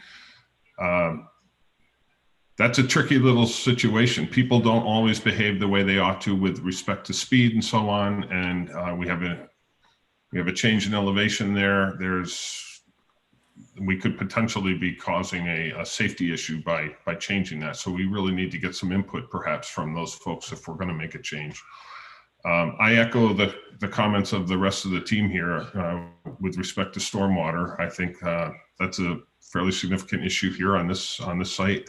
Overall, I think the project looks wonderful. It's a nice improvement. I like the design and the color scheme, and it looks to me that it's going to be a welcome change. That's all I have. Thank you. Richard Perry, anything to add on this? I don't think I have anything to add other than what's already been said.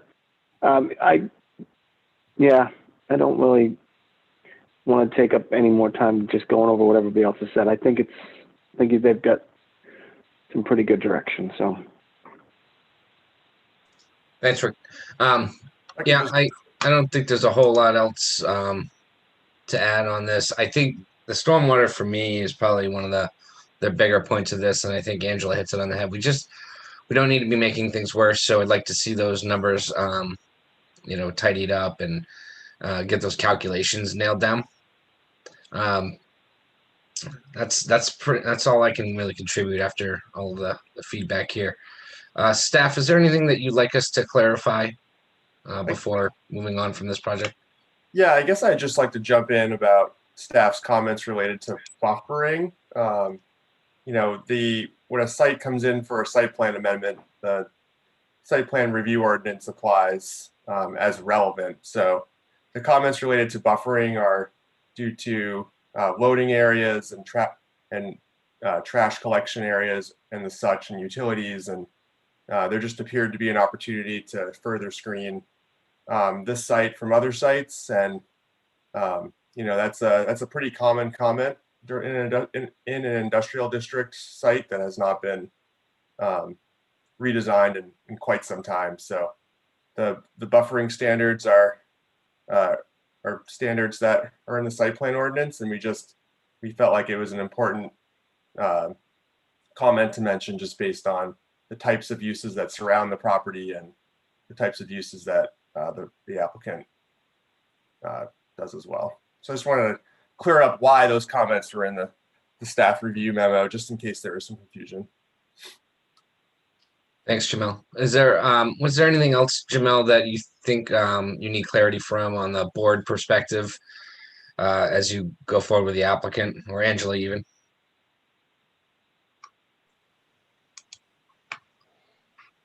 I think that we're good. It sounds like we should meet with the applicant to discuss stormwater, just to make sure that those standards are met. Yeah. All right. Thank you. And applicant, are you all set as far as the direction as you move forward?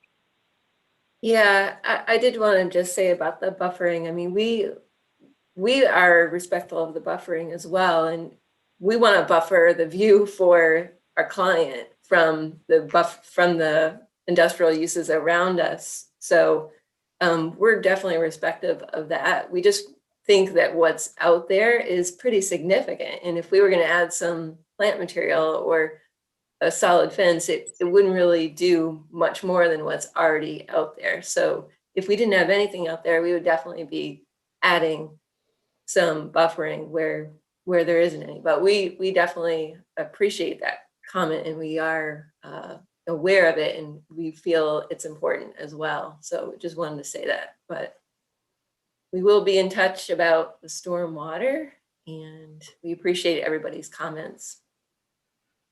All right. Thank you very much, and we'll see you in a little bit.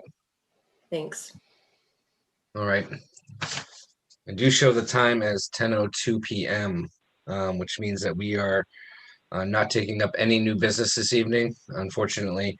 I will say this, for the remaining applicants that didn't get on, you know, you should be first on the list next go around. But I also think it probably, just from the quick glance, gives you an opportunity to kind of go through some of staff comments and, you know, have it tidied up even a little bit further for the next round. So that said, we'll go to item number 11, which is staff report. I can jump in first. I have a few items to discuss. Just want to tell the board that the first reading for the proposed administrative review language for the site plan review ordinance is on council's agenda on Wednesday evening. And also on Wednesday, they will just take up the Higas Parkway drive-through language that was before this board at least once. There are some changes to the language based on conversations with this board and the council and long range planning committee. So that'll be at council Wednesday night for a public hearing as well. And then the long range planning committee is continuing to work on the edits to the comp plan that came from public feedback in the fall through the forums and emails. And they're aiming to complete those edits in the next 2 to 4 weeks or so before it's sent to council. That's all I have. Thanks, Jamel. Administrative amendment report. Not at this time. Correspondence. Nope. Planning board comments. Well, I've got a quick one. I just want to say welcome, Russell, and hopefully we haven't scared you away. And I'm terrified. I'll say that you did catch one of the easier evenings, probably. So no, welcome aboard. We're excited to have you, and again, congratulations to Rick to being included as a full board member now. So that's it for my planning board comments. Any other planning board comments? Rachel. Yeah, as the new liaison to the Long Range Planning Committee, Roger, you made the observation that it was going to be a lot of work, and since I was retired, I had the time. We are going to be meeting 6 weeks in a row every Friday morning, but we are really working to make sure that that the comp plan is done. I do want to say that with my first meeting, I was really impressed with the work that's already been done and with the work that the folks on the board of the committee have done and the staff. And the comp plan looks like it's going to be really, really good, really top notch. A lot of detail, paying attention to a lot of detail and to the conversations and the observations of the public have had. So yeah, it's going to be a lot of work, but it's going to be worth it. Thanks, Rachel. And thanks for putting in the extra time. Next item, everyone's favorite, a motion to adjourn, except for Rick Meinking, who has something to add. I just wanted to give the board an update to piggyback off of Rachel's comment about long-range planning. They threw to the Sustainability Committee the large-scale solar ordinance. And so we're in the midst of trying to get something all crafted to go to the ordinance. Jean Marie chairs that on the town council. So I anticipate at some juncture, we're going to have a large scale solar ordinance. So who knows, we may be looking at reviews of big solar fields that will lower everybody's cost of energy. So that would be a good thing. So just putting that out there. It's in the works. Thanks, Rick. Maybe we could put a transmission tower right in the middle of it too, huh? Yeah, maybe we can get rent that way, but Piggyback everything together. All right. With no further ado, I will make a motion to adjourn the meeting. Do I have a second? Second. I have a second. Any discussion? Seeing none. All in favor, raise a hand, please. I show that as largely unanimous, except for Rick Dupere, who's on a phone. Aye. Good night, everyone, and I really appreciate all the time and efforts you've been putting forth. So stay safe out there tomorrow if you got to drive. Take care. Good night.